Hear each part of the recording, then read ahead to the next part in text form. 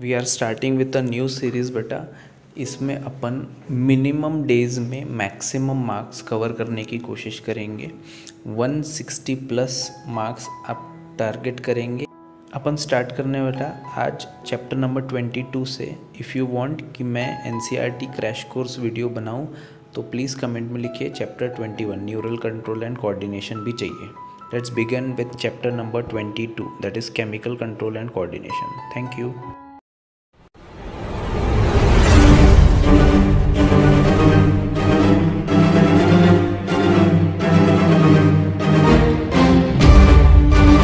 तो कंटिन्यू करते हैं बेटा आपका chapter number 22 that is chemical control and coordination. ठीक है, तो चलिए देखते हैं इसमें क्या क्या चीजें हैं। आपको पता है बेटा इसमें अपन एंडोक्राइन सिस्टम के बारे में देखने वाले हैं बहुत सारी चीजें। तो you have learn already about the neural system. Neural system अपन देख चुके हैं। वहां पे क्या होता है, rapid point to point contraction होता है। मतलब किसी ने आपको टच किया, इमीडिएटली आपको पता चल जाता है। न्यूरल कोऑर्डिनेशन शॉर्ट लिव्ड होता है बेटा, बट एज कंपेयर टू, देखिए शॉर्ट लिव्ड होता है एंड टेम्पररी होता है न्यूरल सिस्टम। बॉडी का जो परमानेंट चेंज लाने के लिए कोई रिस्पॉन्सिबल होता है बेटा, तो आप ऐसे बोल सकते हो लॉन्ग टर्म जो होता है वो होता है chemical system. Body is controlled by two system, एक होता है केमिकल कंट्रोल एंड कोऑर्डिनेशन, एक होता है न्यूरल कंट्रोल एंड कोऑर्डिनेशन। अब before we start that chapter, मैं आपको एक क्वेश्चन पूछना चाहता हूँ बेटा कि ऐसा कौन सा ऑर्गन है या ऐसा कौन सा स्ट्रक्चर है जो बोथ एंडोक्राइन भी है एंड न्यूरल भी है? Yes, the answer is hypothalamus. आपको पता है ना बेटा कि हाइपोथैलेमस में से हॉर्मोन्स भी रिलीज होते हैं and it is a centre for hunger, thirst and इन सारी चीजों के लिए भी रिस्पॉन्सिबल होता है। ओके, ठीक है बेटा। तो as the nerve fibres do not innervate all the cells of the body at a cellular function need to be continuously regulated. ठीक है, तो आपको पता है कि जो नर्वस सिस्टम है ये पूरे बॉडी तक नहीं पहुंच पाता है, तो इसके लिए कुछ केमिकल्स का सहारा अपने को लेना पड़ेगा। ठीक है, a special kind of coordination and integration has to be provided. This function is carried out by hormones. तो अपन क्या रिलीज करेंगे बेटा? हार्मोन्स। ठीक है, ऐसा नहीं है अगर आप कॉकरोच बोलेंगे तो कॉकरोच में भी हार्मोन्स रिलीज होते हैं। एक डायोसोम्स and other type of hormones होते हैं, जुवेनाइल हार्मोन्स होते हैं या फिर ब्रेन हार्मोन्स होते हैं जो कि उनकी एक्टिविटीज को कंट्रोल करते हैं बेटा। ठीक है, आर्थ्रोपोडा में भी होते हैं ये सारे। ठीक है, और वो रिलीज होते हैं उनके प्रोथोरेसिक ग्लैंड ऑफ कॉकरोच से। ठीक है बेटा, चलिए तो ये क्यों जरूरी होता है बेटा? क्योंकि ये रेगुलेट करते हैं physiological function of the body, मतलब normal function of the body के लिए बहुत ज्यादा जरूरी है।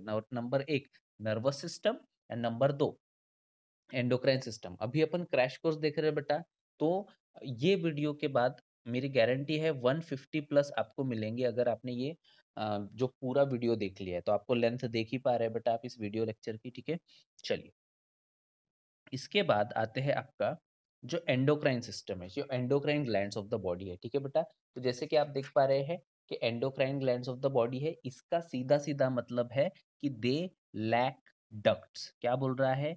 They are ductless glands. ठीक है, तो आपको पता है ये सीधा सीधा कहाँ पोर करेंगे बेटा? ये पोर करेंगे सीधा सीधा inside the blood. They are, that's why they are called ductless gland. अगर आप बोलेंगे there are three three types of glands. एक होती है बेटा, अगर ग्लैंड्स का आप क्लासिफिकेशन बोलेंगे तो ग्लैंड्स ग्लैंड्स तीन तरह की होती है। एक होती है एक्सोक्राइन, एक होती है एंडोक्राइन एंड तीसरी होती है बेटा मिक्स्ड। तो ये जो एंडोक्राइन ग्लैंड होती है, इस एंडोक्राइन ग्लैंड में आपको पता है बेटा ये डायरेक्टली सीधा सीधा एंडो, एंडो मतलब, एंडो का मतलब क्या है? सीधा सीधा अंदर। अंदर मतलब ब्लड के अंदर ये पोर करते हैं, डक्ट की जरूरत नहीं होती है। ठीक है, एक्सोक्राइन ग्लैंड जो होती है बेटा वो डक्ट के थ्रू सिक्रीट करते हैं, जैसे कि सलाइवरी ग्लैंड ये जो होती है ये डक्ट के साथ सिक्रीट करते हैं, मतलब डक्ट के थ्रू इनका सिक्रीशन जाता है। तीसरी टाइप की ग्लैंड्स होती है बेटा मिक्स ग्लैंड, जो कि आप ऐसे बोल सकते हो कि उनके पास हार्मोन भी रिलीज होते हैं एंड वहां से आप ऐसे बोल सकते हो कि कुछ सिक्रीशन भी होगा। जैसे इसका एग्जांपल, बेस्ट एग्जांपल है बेटा पैनक्रियास। आपको पता है ना पैनक्रियास में क्या होता है? एक तो उसका एंडोक्राइन पार्ट होता है आइलेट्स ऑफ लैंगरहैंस, वहां से क्या रिलीज होता है बेटा? हार्मोन्स रिलीज होते हैं, इंसुलिन एंड ग्लूकागॉन। एंड उसके बाद जो उसका एक्सोक्राइन पार्ट होता है वहां से पैनक्रियाटिक जूस निकलता है। तो इतना अपने को पता है, एक्सोक्राइन ग्लैंड के एग्जांपल, एंडोक्राइन ग्लैंड के एग्जांपल एंड मिक्स। तो अभी अपन देख रहे हैं बेटा एंडोक्राइन ग्लैंड। ठीक है, तो आपको बता दूं, चलिए, तो ये डक्टलेस ग्लैंड होता है बेटा, ठीक है। Their secretion are called hormones. The classical definition of hormones is chemical produced by endocrine gland and released into the blood and transport distally to the target organ and देखिए, तो ये जो definition थी बेटा, ये पुरानी डेफिनेशन थी कि हार्मोन सिर्फ और सिर्फ एंडोक्राइन ग्लैंड से ही प्रोड्यूस होंगे। ये बात गलत है। आज की डेट में आपको पता है बेटा, हार्ट से भी हार्मोन निकलता है। हार्ट से निकलने वाले हार्मोन का नाम है एएनएफ। आपको पता है किडनी से भी हार्मोन निकलता है। जैसे कि अगर आप बोलेंगे तो किडनी से भी बहुत सारे हार्मोन निकलते हैं बेटा, ठीक है। एंड इसके बाद बहुत सारी, जैसे प्लेसेंटा से भी हार्मोन निकलते हैं बेटा, ठीक है। तो बहुत अलग-अलग ऑर्गन्स है। जैसे जीआईटी से भी गैस्ट्रिन नाम के हार्मोन निकलते हैं, ठीक है। सीसीके एंड बहुत सारे अलग-अलग जो निकलते हैं, ठीक है बेटा। तो इसकी वजह से आप ऐसे बोल सकते हो कि ये जो डेफिनेशन है कि ये सिर्फ एंडोक्राइन ग्लैंड से निकलेंगे, ये डेफिनेशन गलत है, ठीक है। तो प्रॉपर एंड लेटेस्ट जो डेफिनेशन है आज की डेट में, आप ऐसे बोल सकते हो, that is hormones are non nutrient chemicals which are intercellular messenger are and produced in trace amount। बहुत ज्यादा इंपॉर्टेंट, इसके ऊपर एमसीक्यू आता है कि दे आर नॉन न्यूट्रिएंट। इसमें कोई भी न्यूट्रिएंट नहीं होता है, केमिकल्स होते हैं एंड इंटरसेलुलर मैसेंजर की तरह काम करते हैं एंड बहुत कम मात्रा में प्रोड्यूस होता है बेटा, मतलब ट्रेस अमाउंट में प्रोड्यूस होते हैं, है ना। तो इतना ये जो क्लासिकल डेफिनेशन है, इसको आप स्टार मार्क कर लीजिए, एनसीईआरटी आपके साथ रखना है आपको, एंड इसको स्टार मार्क कर लीजिए। मैं आपको गारंटी देता हूँ बेटा कि इतना अगर आपने पढ़ लिया ना, तो 150 प्लस आपको मार्क्स ज़रूर मिल जाएँगे, क्योंकि मैक्सिमम क्वेश्चन जो ड्रॉ होते हैं वो एनसीईआरटी से होते हैं, ठीक है? तो इसको देखते चलिए पूरे वीडियो को। चलिए, ठीक है? The new definition cover a number of new molecules addition to hormone secreted by organised endocrine gland या टेम्पररी एंडोक्राइन ग्लैंड भी बोलते हैं। Invertebrates produce some simple endocrine glands, few hormones whereas large number of chemicals as a hormone produce provide coordination of vertebrates। ठीक है बेटा, तो आपको पता है एक्डायोजोन, एक्डायोजोन ये जो है बेटा, ये मोल्टिंग के लिए बहुत ज्यादा जरूरत होता है एंड ये रिलीज होता है आर्थ्रोपोडा में। कॉकरोच जैसे जो एनिमल्स हैं, इनमें ये रिलीज होता है बेटा एक्डायोजोन, और ये जरूरी होता है उनके प्रोथोरेसिक ग्लैंड से ये रिलीज होता है बेटा, एंड ये काइंड ऑफ स्टेरॉइड हार्मोन है एंड ये उनके मोल्टिंग के लिए जरूरी होता है, मतलब उनके ग्रोथ ऑफ द बॉडी के लिए। इसके अलावा भी बहुत सारे हार्मोन है, जैसे ब्रेन हार्मोन। कौन सा हार्मोन?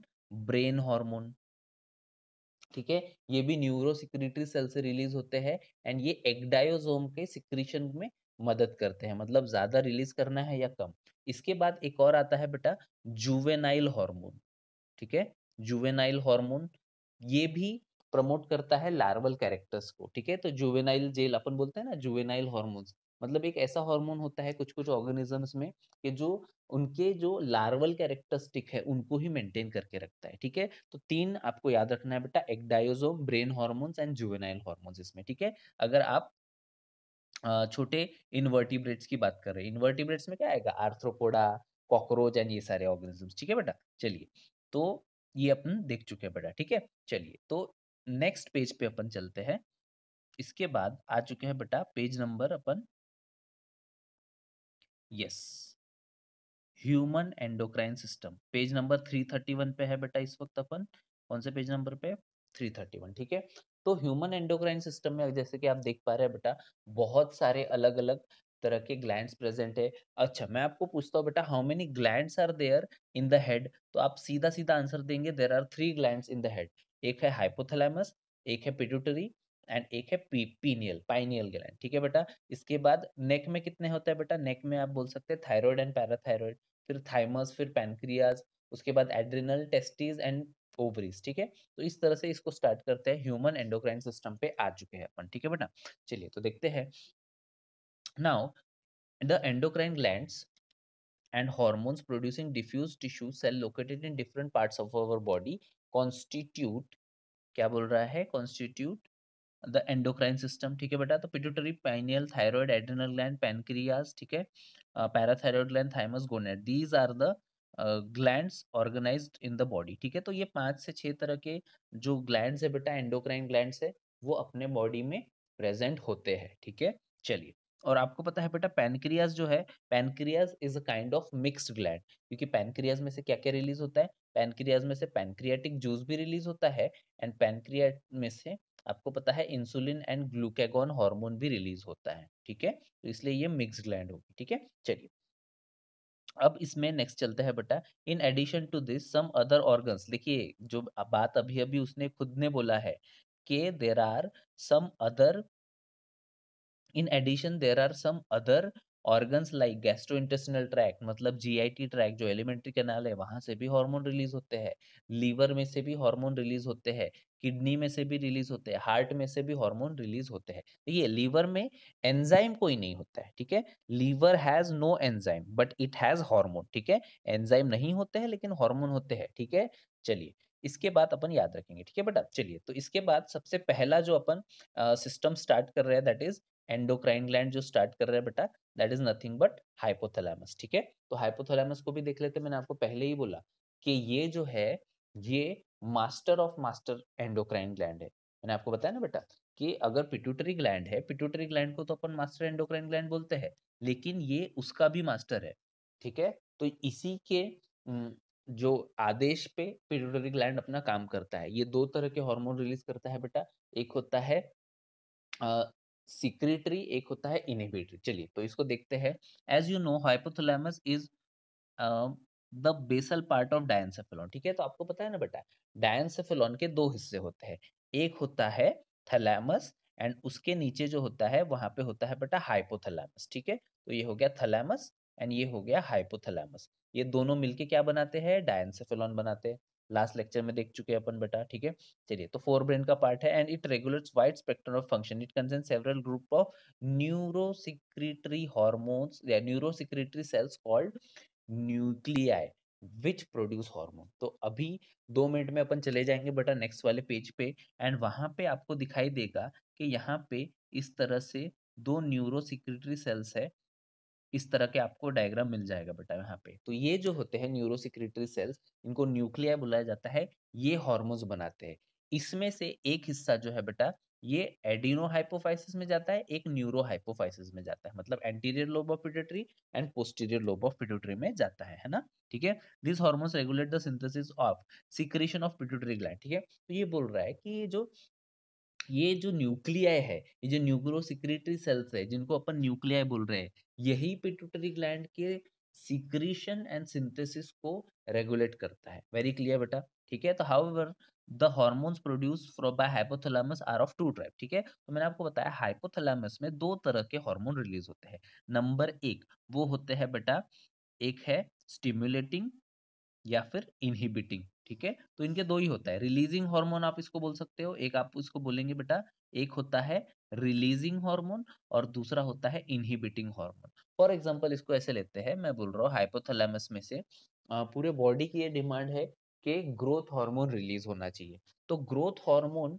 रिलीज करने के लिए वो रिलीज करेगा ग्रोथ हार्मोन रिलीजिंग हार्मोन।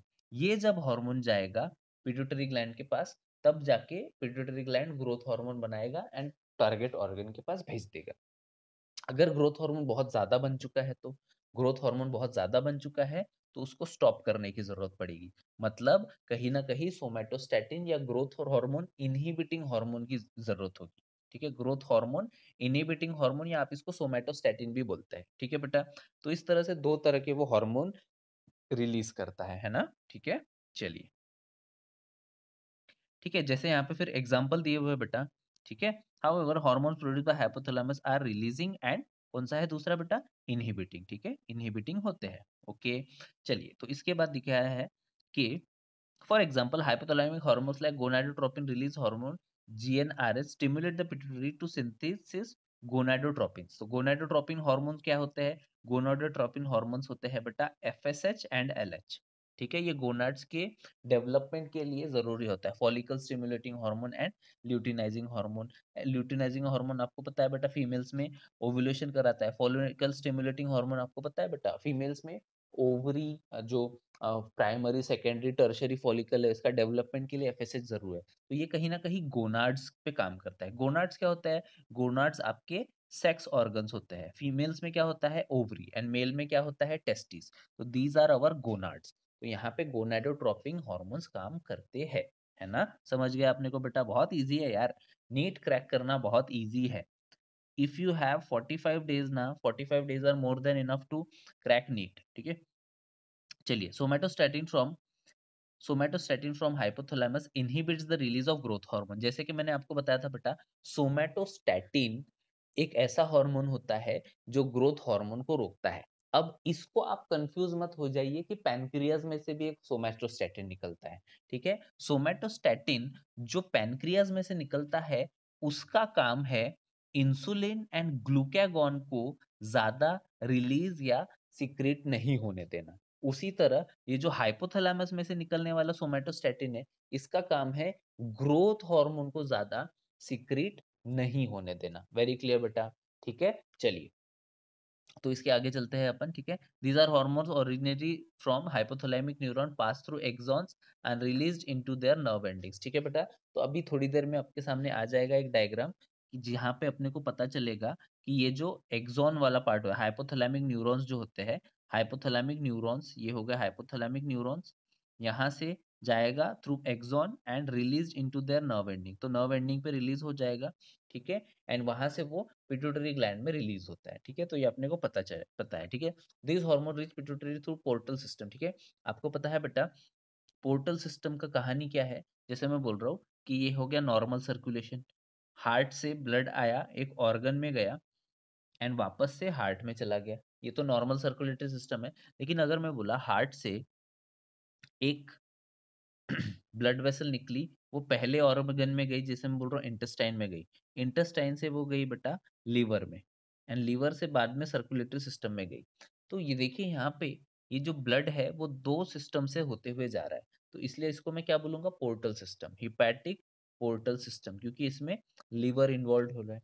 इसी तरह का एक सिस्टम होता है बेटा जो कि ब्रेन में होता है, ठीक है? जैसे मैं बोल रहा हूँ कि ये हो गया हाइपोथैलेमस, हाइपोथैलेमस से ब्लड गया पिट्यूटरी ग्लैंड में, एंड पिट्यूटरी ग्लैंड से फिर गया ये हार्ट में, एंड हार्ट से फिर हाइपोथैलेमस। तो आपको दिखाई दे रहा है कि दो ऑर्गन्स यहाँ पे इन्वॉल्व हो रहे हैं, ठीक है? तो इस सिस्टम में अगर हाइपोथैलेमस इन्वॉल्व है तो इसको मैं बोलूंगा hypophyseal portal system, hypophyseal portal system, है ना? इसको अपन ये बोलेंगे, ठीक है बेटा? तो आपको पता है कि जो हॉर्मोन्स होते हैं, अ, जो हाइपोथैलेमस में से रिलीज होते हैं, वो बेटा पिट्यूटरी ग्लैंड के थ्रू अंदर जाते हैं एंड वहां से फिर फर्दर आगे जाते हैं, है ना बेटा? ठीक है, through portal system and regulate the function of anterior pituitary, ठीक है बेटा? तो एंटीरियर पिट्यूटरी में ऐसा होता है कि हाइपोथैलेमस उसको ऑर्डर देता है कि ये पर्टिकुलर हार्मोन बना, ठीक है बेटा? चलिए, तो pituitary Narwal regulation of hypothalamus, ठीक है? तो it is in direct regulation. अब देखिए यहाँ पे क्या बोल रहा है कि जो एंटीरियर लोब ऑफ पिट्यूटरी है, anterior for example this is hypothalamus, and hypothalamus में से दो एरिया है, ये है एंटीरियर लोब ऑफ पिट्यूटरी, ये है पोस्टीरियर लोब ऑफ पिट्यूटरी। तो आप देखेंगे कि जो एंटीरियर लोब ऑफ पिट्यूटरी है, इस पे तो हाइपोफाइजियल पोर्टल सिस्टम जाता है, मतलब यहाँ से एक हार्मोन रिलीज हो गया, pituitary anterior lobe of pituitary उस हार्मोन को लेगी और दूसरा हार्मोन रिलीज करेगी इनटू ब्लड सर्कुलेशन। लेकिन पोस्टीरियर लोब ऑफ पिट्यूटरी में ऐसा नहीं होता है, क्योंकि उसके जो न्यूरॉन्स होता है वो डायरेक्ट रेगुलेट करते हैं posterior lobe of pituitary. Posterior lobe of pituitary only दो हार्मोन्स को रिलीज करती है। वो कौन से दो हार्मोन्स है आपको पता है बेटा? वो होते हैं ऑक्सीटोसिन एंड दूसरा होता है एडीएस, जिसको अपन वैसोप्रेसिन बोलते हैं। पोस्टीरियर लोब ऑफ पिट्यूटरी कोई भी हार्मोन प्रोड्यूस नहीं करता है, वो सिर्फ सिक्रीट करता है, ठीक है? चलिए, तो इतना अपने को पता चल चुका है, ठीक है? ये तो अपने को बहुत अच्छे से पता है बेटा। चलिए, तो ये पेज भी हो गया खत्म। ओके, इसके बाद आते हैं इस वाले पेज पे। जैसा कि आप देख पा रहे हैं बेटा, पेज नंबर 322 है, ठीक है? तो इस 322 में ये डायग्राम बहुत अच्छा भी है एंड इसमें से बहुत कुछ समझने लायक चीजें भी है, ठीक है? तो जैसे कि आप देख पा रहे हैं बेटा कि ये है हाइपोथैलेमस वाला एरिया। हाइपोथैलेमस में से हाइपोथैलेमिक न्यूरॉन होते हैं जिनको अपन न्यूक्लियाई बोलते हैं, एंड इन न्यूक्लियाई देखिए, एक वाला जो न्यूक्ली वाला है ये फर्स्ट है, ये सेकंड है। तो फर्स्ट वाला जो है, ये वाला जो हिस्सा है इधर वाला, ये है anterior lobe of pituitary, and ये वाला जो है ये पोस्टीरियर पिट्यूटरी है बेटा, ठीक है? जैसे कि आपको दिखाई दे रहा है। अब यहाँ पे देखिए जो हाइपोथैलेमिक न्यूरॉन है फर्स्ट वाला, वो कहाँ डाल रहा है? पोर्टल सिस्टम में डाल रहा है। पोर्टल सिस्टम में डालने के बाद इस वाले रीजन को बहुत अच्छे से देखिए। अगर आप यहाँ पे ध्यान से देख पा रहे हैं, तो यहाँ पे देखिए कि कुछ हॉर्मोन्स ऐसे हैं जो एक एरो रेड एरो के साथ बाहर निकल रहे हैं, एंड कुछ चीजें ऐसी है जो अंदर जा रही है। मतलब ये जो हाइपोथैलेमस में से जो जो ये आए बेटा हॉर्मोन्स, वो इधर एंटीरियर लोब ऑफ पिट्यूटरी में रिलीज हो गए। अब उसने उसके बदले में दूसरे हार्मोन रिलीज किया है। जैसे फॉर एग्जांपल मैं बोल रहा हूँ कि हाइपोथैलेमस में से रिलीज हुआ गोनाडोट्रोपिन रिलीजिंग हार्मोन। तो ये गोनाडोट्रोपिन रिलीजिंग हार्मोन यहाँ पे रिलीज हो गया in the anterior lobe of pituitary. बदले में एंटीरियर लोब ऑफ पिट्यूटरी ने दूसरा हार्मोन रिलीज किया, कौन सा? FSH and LH.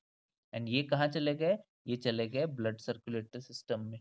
तो यहाँ पे एक्सचेंज हो रहा है। बट दूसरी जगह अगर आप देख पा रहे हैं, तो यहाँ पे पोर्टल सिस्टम नहीं दिया है in case of posterior pituitary. मतलब यहाँ से ये न्यूक्लियाई आए, उन्होंने डायरेक्ट डायरेक्ट हॉर्मोन्स को रिलीज कर दिया posterior lobe of pituitary, and वहां से फिर सीधा सीधा सर्कुलेशन में चला जाएगा, है ना? तो posterior lobe of pituitary is in direct influence of hypothalamus, ठीक है? लेकिन एंटीरियर लोब ऑफ पिट्यूटरी में ऐसा नहीं होता है, ठीक है? अब आप देख पा रहे हैं बेटा कि आपके सामने एक चार्ट आ चुका है, जिसमें आपको दिखाई दे रहा है कि ये जो ग्रोथ हार्मोन है, ग्रोथ हार्मोन, उसके बाद सीआरएच, ठीक है? कॉर्टिकल ठीक है? कॉर्टिकल स्टिमुलेटिंग हार्मोन, ठीक है? रिलीजिंग हार्मोन, फिर थायराइड रिलीजिंग हार्मोन, फिर पीआरएच प्रोलैक्टिन, जो कि काम करने वाला है बेटा। किस पे काम करेगा? इसका टारगेट ऑर्गन क्या है? Mammary glands. मतलब देखिए, growth hormone sorry gonadotropin releasing hormone, ये किस पे काम करेगा? ये जाएगा anterior lobe of pituitary. Anterior lobe of pituitary फिर एफएसएच एंड एलएच रिलीज करेगी, जो किस पे काम करेगा? गोनेड्स पे। दूसरा जो आप देख पा रहे हैं बेटा, वो देख पा रहे हैं कि कॉर्टिकोट्रोपिक रिलीजिंग हार्मोन है। ये किस पे काम करेगा? ये करेगा एडिनो हाइपोफाइसिस पे, एंटीरियर लोब ऑफ पिट्यूटरी पे। एंड फिर वो एसीटीएच रिलीज करेगा एंटीरियर लोब ऑफ पिट्यूटरी। वो किस पे काम करेगा? वो एड्रिनल कॉर्टेक्स पे काम करेगा। उसी तरह थायराइड रिलीजिंग हार्मोन जो है, वो किस पे काम करेगा? पिट्यूटरी ग्लैंड पे करेगा। एंड पिट्यूटरी ग्लैंड फिर सॉरी काम नहीं करेगा, उसको ऑर्डर मिलेगा वो। एंड जो पिट्यूटरी ग्लैंड है, वो थायराइड स्टिमुलेटिंग हार्मोन रिलीज करेगी, एंड फिर वो थायराइड ग्लैंड के पास जाएगा बेटा, ठीक है? इसी तरह अलग अलग जो है पीआरएच है, प्रोलैक्टिन है, मेमोरी ग्लैंड्स पे काम करता है। ग्रोथ हार्मोन जो होता है, ग्रोथ हार्मोन रिलीजिंग हार्मोन अगर रिलीज हो गया, तो वो काम करता है बेटा आपके लिवर एंड बॉडी पे एंड लॉन्ग बोन्स पे। इसके बाद एक बीच में एक मिडल लोब ऑफ पिट्यूटरी भी होता है बेटा, जहां से एमएसएच नाम का हार्मोन निकलता है, मेलानोसाइट स्टिमुलेटिंग हार्मोन, ठीक है बेटा? एंड ये मेलानिन पिगमेंटेशन को कंट्रोल करता है। दूसरा जो आपको पता है बेटा कि जो पोस्टीरियर लोब ऑफ पिट्यूटरी है, जिसको अपन न्यूरो हाइपोफाइसिस बोल रहे हैं, उसमें से दो हार्मोन रिलीज हो रहे हैं, एडीएच, ठीक है? Anti diuretic hormone. इसका टारगेट ऑर्गन क्या है बेटा? इसका टारगेट ऑर्गन होता है किडनी। एंड तीसरा जो है बेटा, that is nothing but oxytocin, ठीक है? तो ऑक्सीटोसिन आपको पता है बेटा, बर्थ हार्मोन भी इसको बोलते हैं। एंड ये किस पे काम करता है? ये mainly ejection of milk and ejection of uterus पे काम करता है। It is also called as birth hormone. तो ये अपन आप इस चार्ट को जरूर बना लीजिए बेटा, ठीक है? कभी भी एक चार्ट आपके काम आ जाएगा, ओके? चलिए, तो आपने आई होप चार्ट अच्छे से बना लिया है बेटा, ठीक है? अब स्टार्ट करते हैं पिट्यूटरी ग्लैंड को, ठीक है? Pituitary gland is present at the bony cavity of sella turcica attach to the hypothalamus, ठीक है बेटा? तो आपको पता है बेटा, ये जो सेला टर्सिका है, ये स्पिनॉइड बोन का अंदर का एक्सटेंशन होता है बेटा, एक छोटा सा, जैसे कि आपके सामने एक डायग्राम आ चुका है बेटा। ये स्फिनोइड बोन का अंदर का एरिया होता है सेलर टर्सी का। ये काइंड ऑफ डिप्रेशन है। इसी डिप्रेशन में आप ऐसे बोल सकते हो कि पिट्यूटरी ग्लैंड प्रेजेंट होती है ना? ठीक है? और इससे ये किससे अटैच होती है बेटा? हाइपोथैलेमस। जैसे आप देख पा रहे हैं, ये देखिए ये वाला जो एरिया है, आप देख पा रहे हैं कि this is attach to hypothalamus, ठीक है बेटा? तो देख पा रहे हैं आप जैसे कि, ठीक है? तो इसमें adeno hypophysis and neuro hypophysis, mainly इसके दो हिस्से होते हैं। एक होता है एडिनो हाइपोफाइसिस, तो इसको अपन इस तरह से डिवाइड कर लेंगे। ये वाला जो हिस्सा होता है बेटा, ये वाला जो है, ये मार्कर के इधर वाला जो है, ये वाला है एडिनो हाइपोफाइसिस, ठीक है? एंड इधर वाला जो हिस्सा है, ये है न्यूरो हाइपोफाइसिस। ये हो गया एडिनो हाइपोफाइसिस, ये हो गया न्यूरो हाइपोफाइसिस, ठीक है बेटा? Adenohypophysis consists of two parts, pars distalis and pars intermedia. जो एग्जैक्टली एंटीरियर पिट्यूटरी है, जैसे मैं बोल रहा हूँ, इसको भी मैं फर्दर दो हिस्सों में डिवाइड कर लेता हूँ, ठीक है? ये तो हो गया मेन, ठीक है? चलिए ये हो गया एडिनो हाइपोफाइसिस इधर का, एंड इधर का हो गया न्यूरो हाइपोफाइसिस। इसमें भी फर्दर एक डिवीजन होगा बेटा, कि मैं बोलता हूँ कि इसका ये वाला जो हिस्सा है इसको मैं बोलूंगा एडिनो पार्स डिस्टालिस, इसको मैं बोलूंगा पार्स डिस्टालिस। एंड ये वाला जो हिस्सा बच रहा है एक छोटा सा ट्रायंगुलर जो मिडल में है, इसको बोलूंगा पार्स इंटरमीडिया। तो ये है actually anterior lobe of pituitary, ये है middle lobe of pituitary, and जो पार्स नर्वोसा है ये है बेटा पोस्टीरियर लोब ऑफ पिट्यूटरी। तो इसके मेनली आप ऐसे बोल सकते हो तीन हिस्से हैं, एंटीरियर लोब ऑफ पिट्यूटरी जिसको अपन बोलता है pars distalis, middle lobe of pituitary जिसको अपन बोलते हैं पार्स इंटरमीडिया, एंड एक होता है बेटा पोस्टीरियर लोब ऑफ पिट्यूटरी जिसको अपन बोलते हैं पार्स नर्वोसा। समझ में आया? ठीक है, चलिए तो इतना अपने को समझ गया भैया। चलिए तो pars distalis region is anterior lobe of pituitary, तो पार्स डिस्टालिस को क्या बोलते हैं? Anterior lobe of pituitary. अब एंटीरियर लोब ऑफ पिट्यूटरी कितने हार्मोन्स बनाते हैं? ठीक है बेटा, कितने हार्मोन्स बनाता है आपको पता है बेटा? ये बनाता है ग्रोथ हार्मोन। ठीक है, इसको सोमैटोट्रोपिक हार्मोन भी बोलते हैं। इसको क्या बोलते हैं बेटा? इसको अपन बोल सकते हैं सोमैटोट्रोपिक हार्मोन। क्या बोलेंगे इसको? इसको बोलेंगे सोमैटोट्रोपिक हार्मोन। ठीक है, या इसको एसटीएच भी बोलते हैं, या इसको ग्रोथ हार्मोन भी बोलते हैं। ठीक है, जीएच भी बोलते हैं। ठीक है, तो इतना अपने को याद है। इसके बाद प्रोलैक्टिन है बेटा। प्रोलैक्टिन आपको पता है कि ये कहीं ना कहीं मिल्क प्रोडक्शन में काम करता है बेटा, प्रोलैक्टिन जो होता है। ठीक है, इसके बाद अच्छा एक और बात बोली गई है कि पेरेंट्स का जो अफेक्शन होता है टुवर्ड्स बेबी, ये भी प्रोलैक्टिन की वजह से आ सकता है। ठीक है बेटा, तो इसको भी अपन याद रखेंगे। इसके बाद आता है थायराइड स्टिमुलेटिंग हार्मोन टीएसएच, जो थायराइड ग्लैंड पे काम करेगा। एड्रेनोकॉर्टिकोट्रोपिक हार्मोन आपको पता है बेटा एसीटीएच, जो कि है जो काम करता है बेटा stimulate and synthesis the steroid hormone called glucocorticoids from adrenal cortex. तो मतलब ये एड्रिनल ग्लैंड पे काम करने वाला हार्मोन है। ठीक है, फिर ल्यूटिनाइजिंग हार्मोन है बेटा एलएच। ठीक है, एंड फॉलिकल स्टिमुलेटिंग हार्मोन। तो ये जो दो है एलएच एंड एफएसएच, ये आपको पता है बेटा फॉलिकल पे गोनाड्स पे काम करने वाले होते हैं, गोनाडोट्रोपिक हार्मोन्स होते हैं। ठीक है, पार्स इंटरमीडिया मतलब middle lobe of pituitary releases melanocyte stimulating hormone. बहुत सारी जगह पे इवोल्यूशन जैसे चैप्टर में ऐसा दिया हुआ है कि ये जो हार्मोन होता है ये नॉन फंक्शनल होता है ह्यूमंस में, but as per this chapter आप ऐसे बोल सकते हो बेटा कि मेलानिन कंटेनिंग सेल्स जो होते हैं मेलानोसाइट्स, मेलानोसाइट्स किनको कंट्रोल करता है बेटा? ये मेलानोसाइट्स को ये कंट्रोल करता है मेलानिन पिगमेंटेशन बनाने के लिए। वेरी क्लियर, तो ये भी कहीं ना कहीं इंपॉर्टेंट है एमएसएच। ठीक है, कहाँ से रिलीज होता है बेटा? मिडल लोब ऑफ पिट्यूटरी से रिलीज होता है ना? चलिए इसके बाद जो है ये हो गया। However in humans pars intermedia is almost merged with pars distalis. So pars intermedia मतलब मिडल लोब ऑफ पिट्यूटरी से पार्स जो sorry pars intermedia is almost merge with pars distalis, मतलब एंटीरियर लोब ऑफ पिट्यूटरी से middle lobe of pituitary पूरी merge हो चुकी है। ठीक है बेटा, न्यूरो हाइपोफाइसिस पार्स नर्वोसा मतलब posterior lobe of pituitary is also known as posterior pituitary and stores and release. देखिए स्टोर्स बोल रहा है and release, store and release का काम कर रहा है। सिंथेसिस का काम किसने किया है? सिंथेसिस का काम हाइपोथैलेमस ने ही किया है। अगर आपको पूछा जाए कि who produces oxytocin and vasopressin ADH, तो इसका आंसर क्या रहेगा बेटा? इसका आंसर रहेगा हाइपोथैलेमस। उसको स्टोर एंड रिलीज करने का काम कौन कर रहा है? उसको स्टोर एंड रिलीज करने का काम कर रहा है आपका पोस्टीरियर लोब ऑफ पिट्यूटरी, या आप इसको बोल सकते हैं बेटा न्यूरो हाइपोफाइसिस। है ना, समझ गए इस पॉइंट को अपन बहुत अच्छे से। चलिए over secretion of growth hormone. ठीक है, तो अभी देख पा रहे हैं जैसे कि आप over secretion of growth hormone can leading to gigantism, low secretion can lead to resulting in dwarfism. ठीक है, तो आपको पता है बेटा कि अगर ग्रोथ हार्मोन जो है कि बहुत ज्यादा जरूरी होता है बॉडी के लिए, अगर वो ज्यादा या कम रिलीज होने लगे तो इससे भी बहुत ज्यादा प्रॉब्लम होती है। कि जैसे मैं बोलूँ कि अगर ग्रोथ हार्मोन बहुत कम हो गया या कम रिलीज हो रहा है, तो आपको पता है आपको एक कंडीशन मिल जाएगी जिसको स्टंटेड ग्रोथ या पिट्यूटरी ड्वार्फ या मिजेट बोलते हैं। क्या बोलते हैं इसको? मिजेट या इसको आप ड्वार्फ भी बोल सकते हो, पिट्यूटरी ड्वार्फ, ठीक है बेटा? या स्टंटेड ग्रोथ रहती है। अगर बहुत ज़्यादा हो जाए तो वो होता है बेटा जाइगेंटिज़्म, जाइगेंटिज़्म हो जाता है। बहुत कम एज में अगर बहुत ज़्यादा ग्रोथ हार्मोन रिलीज़ हो जाए तो उसको गाइगेंटिज़्म, जाइगेंटिज़्म बोलता है बेटा, ठीक है?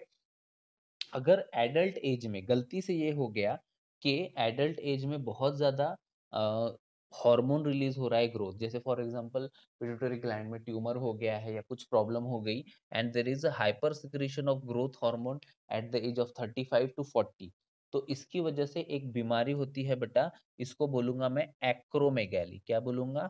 एक्रोमेगैली। जो कि खली जैसे जो रेसलर है, इनको एक्रोमेगैली है। जैसे कि आप देख पा रहे हैं बेटा कि इनका जो फेस होता है वो बहुत बड़ा हो जाता है, गोरिल्ला लाइक अपीयरेंस होता है। इनका जो सब ऑर्बिटल रीजन है वो प्रोमिनेंट हो जाता है। बस आप खली को इमेजिन कर लीजिए बेटा, लॉन्ग हैंड्स वगैरह रहते हैं, ठीक है? तो ये जो चीजें होती है that is seen in acromegaly, ठीक है बेटा? ग्रोथ हार्मोन ज्यादा रिलीज होने की वजह से, ठीक है? अब नेक्स्ट आता है बेटा prolactin. Prolactin regulates the growth of mammary glands and formation of milk in them, ठीक है? तो मेमोरी ग्लैंड्स का डेवलपमेंट एंड मिल्क का फॉर्मेशन, ठीक है, ये कौन करता है? प्रोलैक्टिन करता है ना?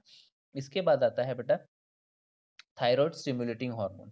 थायराइड स्टिमुलेटिंग जो होता है बेटा वो सिंथेसिस करता है thyroid hormone from thyroid gland, ठीक है? तो थायराइड स्टिमुलेटिंग हार्मोन भी anterior lobe of pituitary release करता है, ठीक है? चलिए, और वो मेन किस पे काम करता है? Thyroid gland. And thyroid gland फिर फर्दर क्या रिलीज करेगी? थायरोक्सिन नाम का हार्मोन बनाएगी, थायरोक्सिन, जैसे जिसको अपन बोलते हैं T3 T4, T4 बोलते हैं मेनली इसको अपन, ठीक है बेटा? एसीटीएच नेक्स्ट हार्मोन पे आ चुके हैं बेटा। Adrenocorticotropic hormone synthesis and secrete steroid hormone called glucocorticoids, ठीक है? तो आपको पता है बेटा कि ये जो एसीटीएच एड्रीनोकोर्टिकोट्रोपिक हार्मोन, ये एड्रिनल कॉर्टेक्स पे, एड्रिनल ग्लैंड जो किडनी के ऊपर रखी है, जैसे आपको पता है ना ये किडनी है, किडनी के ऊपर रखी है बेटा एड्रिनल ग्लैंड, इस एड्रिनल ग्लैंड पे वो काम करती है, ठीक है? चलिए, और वो कौन से हार्मोन रिलीज करती है बेटा? ग्लूकोकॉर्टिकॉइड्स, ठीक है? चलिए, तो इतना अपने को याद हो गया है, ठीक है? इसके बाद आते हैं भैया ठीक है, ग्लूकोकॉर्टिकॉइड्स हो गया, ठीक है? इसके बाद आते हैं आपके एलएच एंड एफएसएच, ठीक है? तो देखिए, जैसे कि आपको पता है बेटा ल्यूटिनाइजिंग हार्मोन एंड एफएसएच, ठीक है? तो इसके लिए एक सिंपल ट्रिक मैं आपको देता हूँ, एफ एस एच। इसमें से एस को याद रखो। एस काम करता है सेमिनी फेरस ट्यूब्यूल के सर्टोली सेल्स पे, एंड ये सर्टोली सेल्स से बनाते हैं स्पर्म।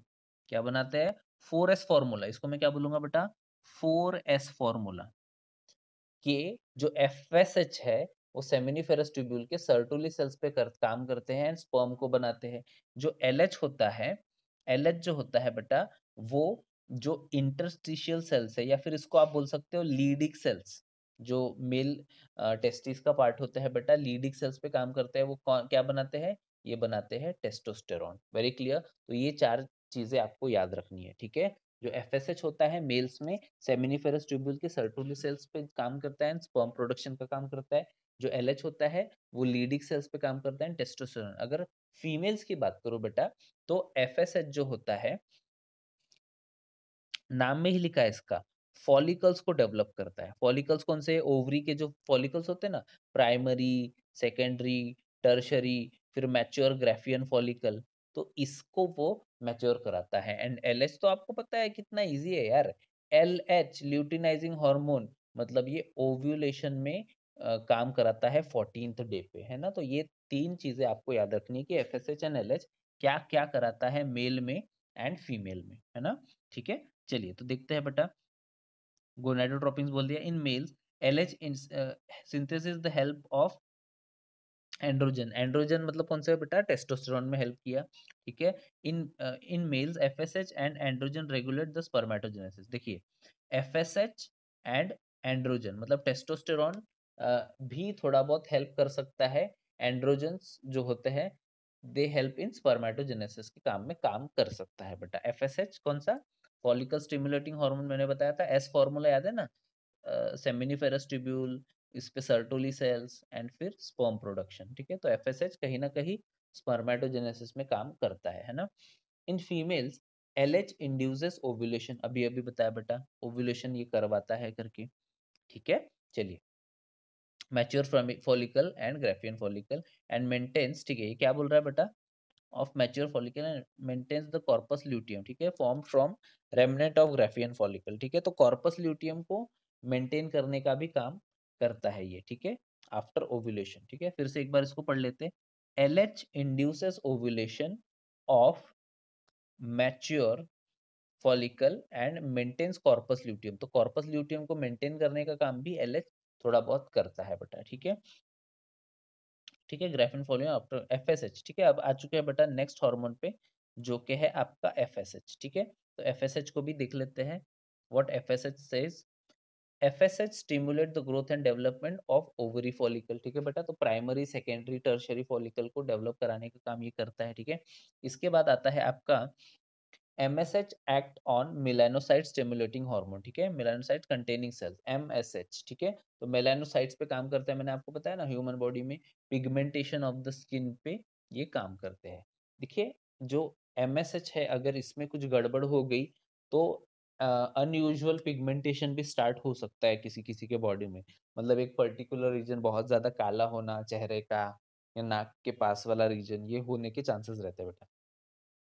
उसके बाद आते हैं, अब बेटा आ चुके हैं अपन पोस्टीरियर लोब ऑफ पिट्यूटरी। जो MSH था ये मिडल लोब ऑफ पिट्यूटरी से था। ऑक्सीटोसिन, आपको पता है बेटा कि ये क्या, बर्थ हार्मोन इसको बोलते हैं, इसको अपन क्या बोलेंगे, इसको बोलेंगे बर्थ हार्मोन, ठीक है। क्योंकि ये क्या कराता है, ये बर्थ कराता है, क्योंकि ये क्या कराता है, दो चीजों का इजेक्शन करता है, एक तो बच्चा इजेक्शन, दूसरा है मिल्क इजेक्शन। कैसे याद रखेंगे इसको, बच्चा इजेक्शन, मिल्क इजेक्शन, इसलिए इसको बर्थ हार्मोन बोलते हैं। क्योंकि आपको पता है बेटा कि ये कॉन्ट्रैक्शन कराता है स्मूथ मसल्स ऑफ यूट्रस का, ताकि बच्चे की डिलीवरी हो पाए, एंड बच्चा पैदा होते बराबर बच्चे को मिल्क की जरूरत होती है, तो मिल्क इंजेक्शन में भी हेल्प करता है, ठीक है। तो देखिए यहाँ पे लिखा है विग्रस कॉन्ट्रैक्शन ऑफ यूट्रस कराता है ये at the time of birth, and milk injection in from memory gland, तो वैसोप्रेसिन एक्ट, ठीक है बेटा। तो ये आपको पता है, ये हो गया ऑक्सीटोसिन का, ठीक है। अब आते हैं नेक्स्ट वाली चीज पे, that is vasopressin. So vasopressin mainly acts on kidney and stimulate, ठीक है। तो देखते हैं बेटा ये क्या स्टिमुलेट करता है, ठीक है। देखिए पेज नंबर 333 पे आ चुके हैं बेटा अपन। ओके, तो reabsorption of water and electrolytes from distal convoluted tubule, ठीक है, इसलिए इसको अपन क्या बोलते हैं, एंटी डाययूरेटिक हार्मोन। जैसे मैं बोल रहा हूँ बेटा कि ये है नेफ्रॉन, ठीक है। तो नेफ्रॉन में आपको पता है distal convoluted tubule, DCT, and collecting duct, तो इन दोनों में से, ओके, ठीक है। तो कलेक्टिंग डक्ट ये पता है बेटा आपको। तो ये जो है, ये क्या काम करता है, ये DCT में से वाटर का रीएब्जॉर्प्शन करने में हेल्प करता है, वाटर का रीएब्जॉर्प्शन करता है, कलेक्टिंग डक्ट में से वाटर का रीएब्जॉर्प्शन करता है, इसलिए इसको क्या बोलते हैं बेटा, एंटी डायूरेटिक हार्मोन, ठीक है। चलिए, तो ये पता है अपने को, इतना हो गया है अपना। चलिए, तो अब स्टार्ट करेंगे भैया आपकी पीनियल ग्लैंड, ठीक है। तो पीनियल ग्लैंड भी अपन देख चुके हैं बेटा स्टार्टिंग में ही।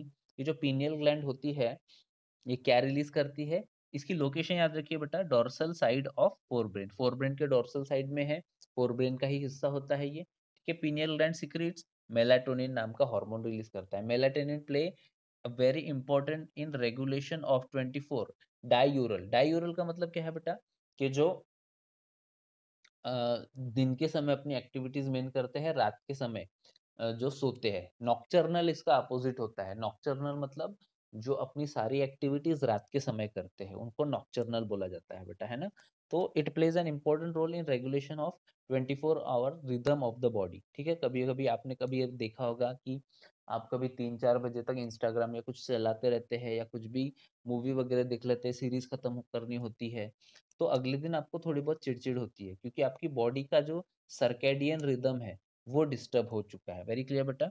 तो ये रिदम मेंटेन करने का काम करती है, ठीक है, maintaining the normal rhythms, sleep wake cycle, body temperature. In addition melatonin also influence metabolism, metabolism को भी इन्फ्लुएंस करता है, पिगमेंटेशन भी कर सकता है, एंड मेंस्ट्रुअल साइकिल में भी कुछ गड़बड़ी करने के चांसेस होते हैं बेटा। तो पीनियल ग्लैंड का ये जो मेलाटोनिन हार्मोन है, ये भी बहुत इंपॉर्टेंट रोल करता है आपकी circadian rhythm, sleep wake cycle को याद कर सकता है ये डिस्टर्ब, आपकी मेंस्ट्रुअल साइकिल को डिस्टर्ब कर सकता है, पिगमेंटेशन, ठीक है, एंड मेटाबॉलिज्म को भी ये अल्टर कर सकता है, ठीक है बेटा।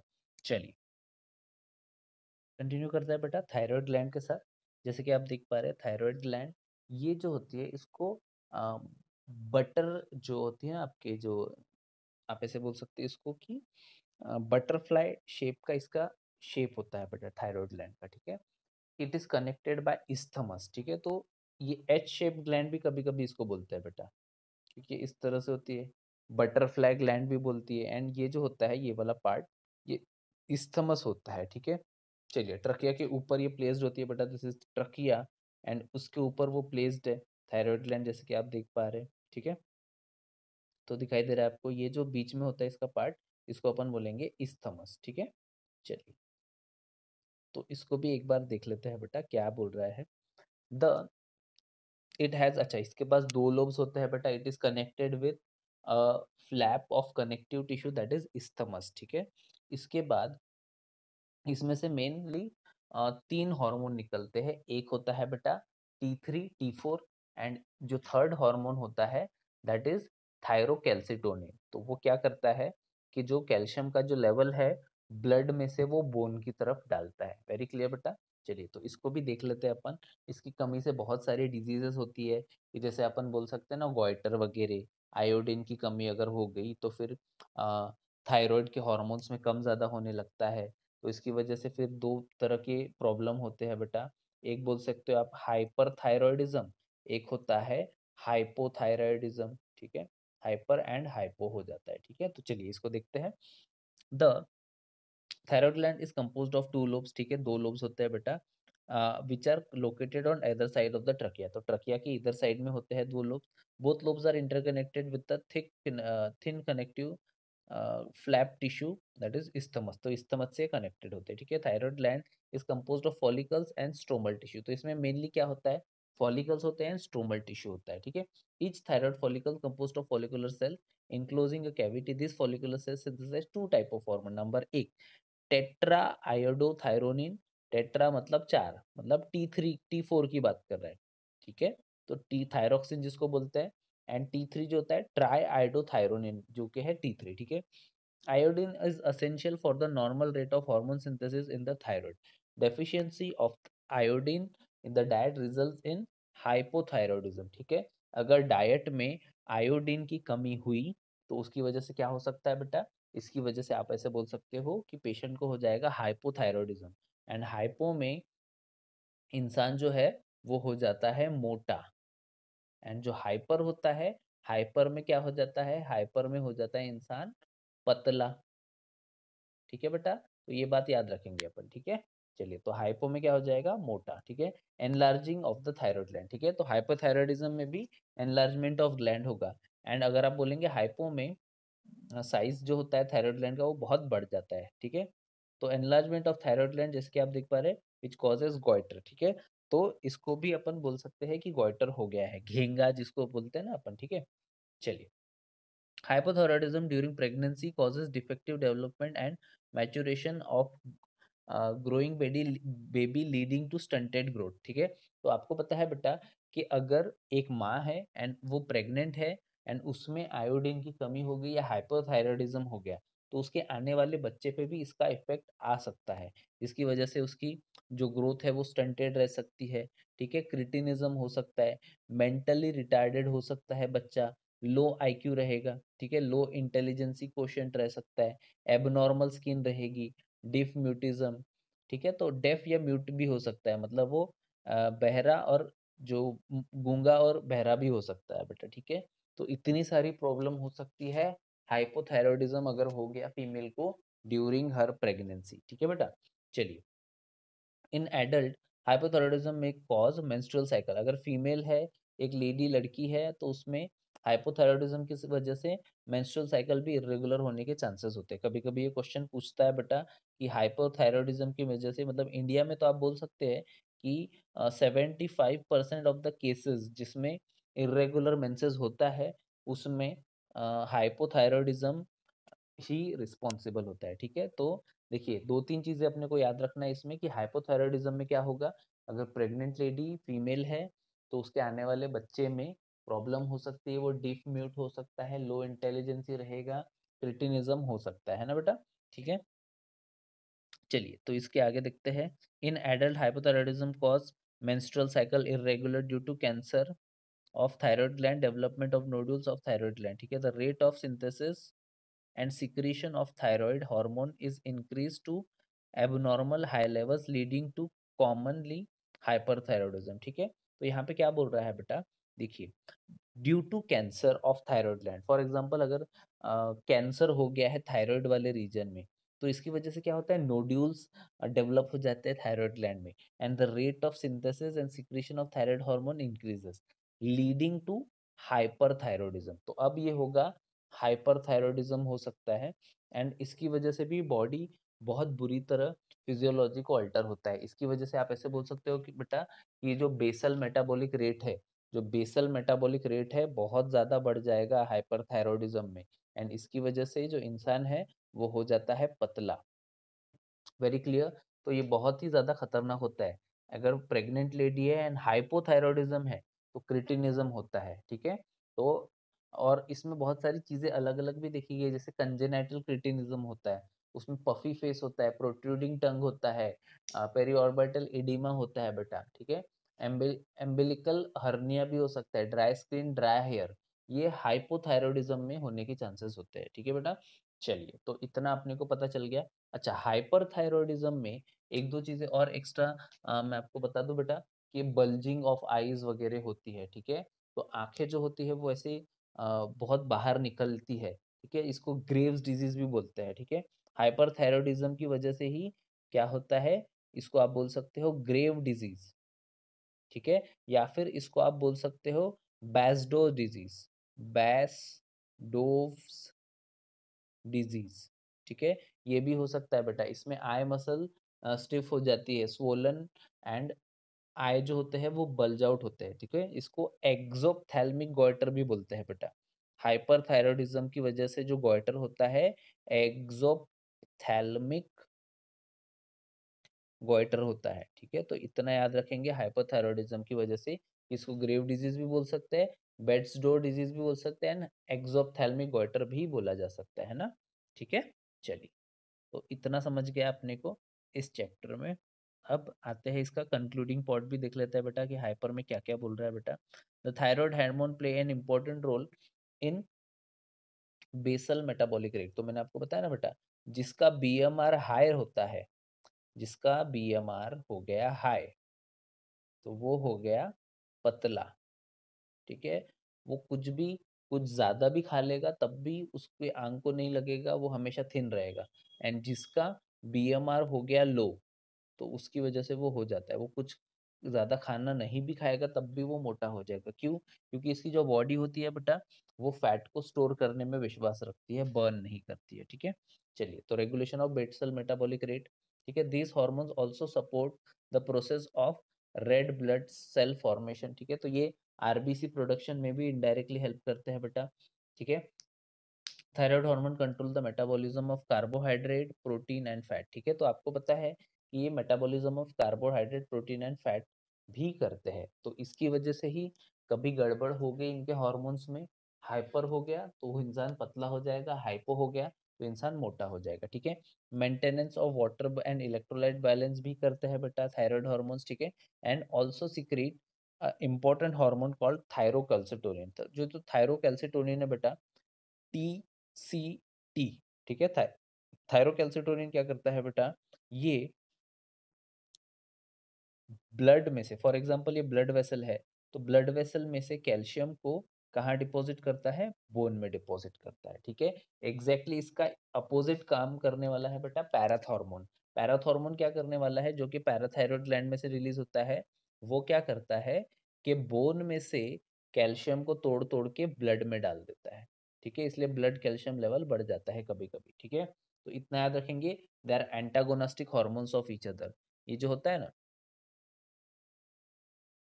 ठीक है, जैसे कि आप देख पा रहे हैं बेटा, तो ये जो टीसीटी होता है एंड पीटीएच होता है, पैरा थायराइड हार्मोन। ठीक है, ये क्या करता है, ये कैल्शियम लेवल ऑफ ब्लड को बढ़ाता है। मतलब ये क्या करेगा, ये ब्लड में कैल्शियम को बढ़ा देगा। ये क्या करेगा बेटा? ये बोन में कैल्शियम को बढ़ा देगा। मतलब ये करता है, ये क्या करता है? ये ब्लड टू बोन डिपॉजिट करता है। और ये वाला जो हार्मोन है वो बोन टू ब्लड डिपॉजिट करता है, ठीक है?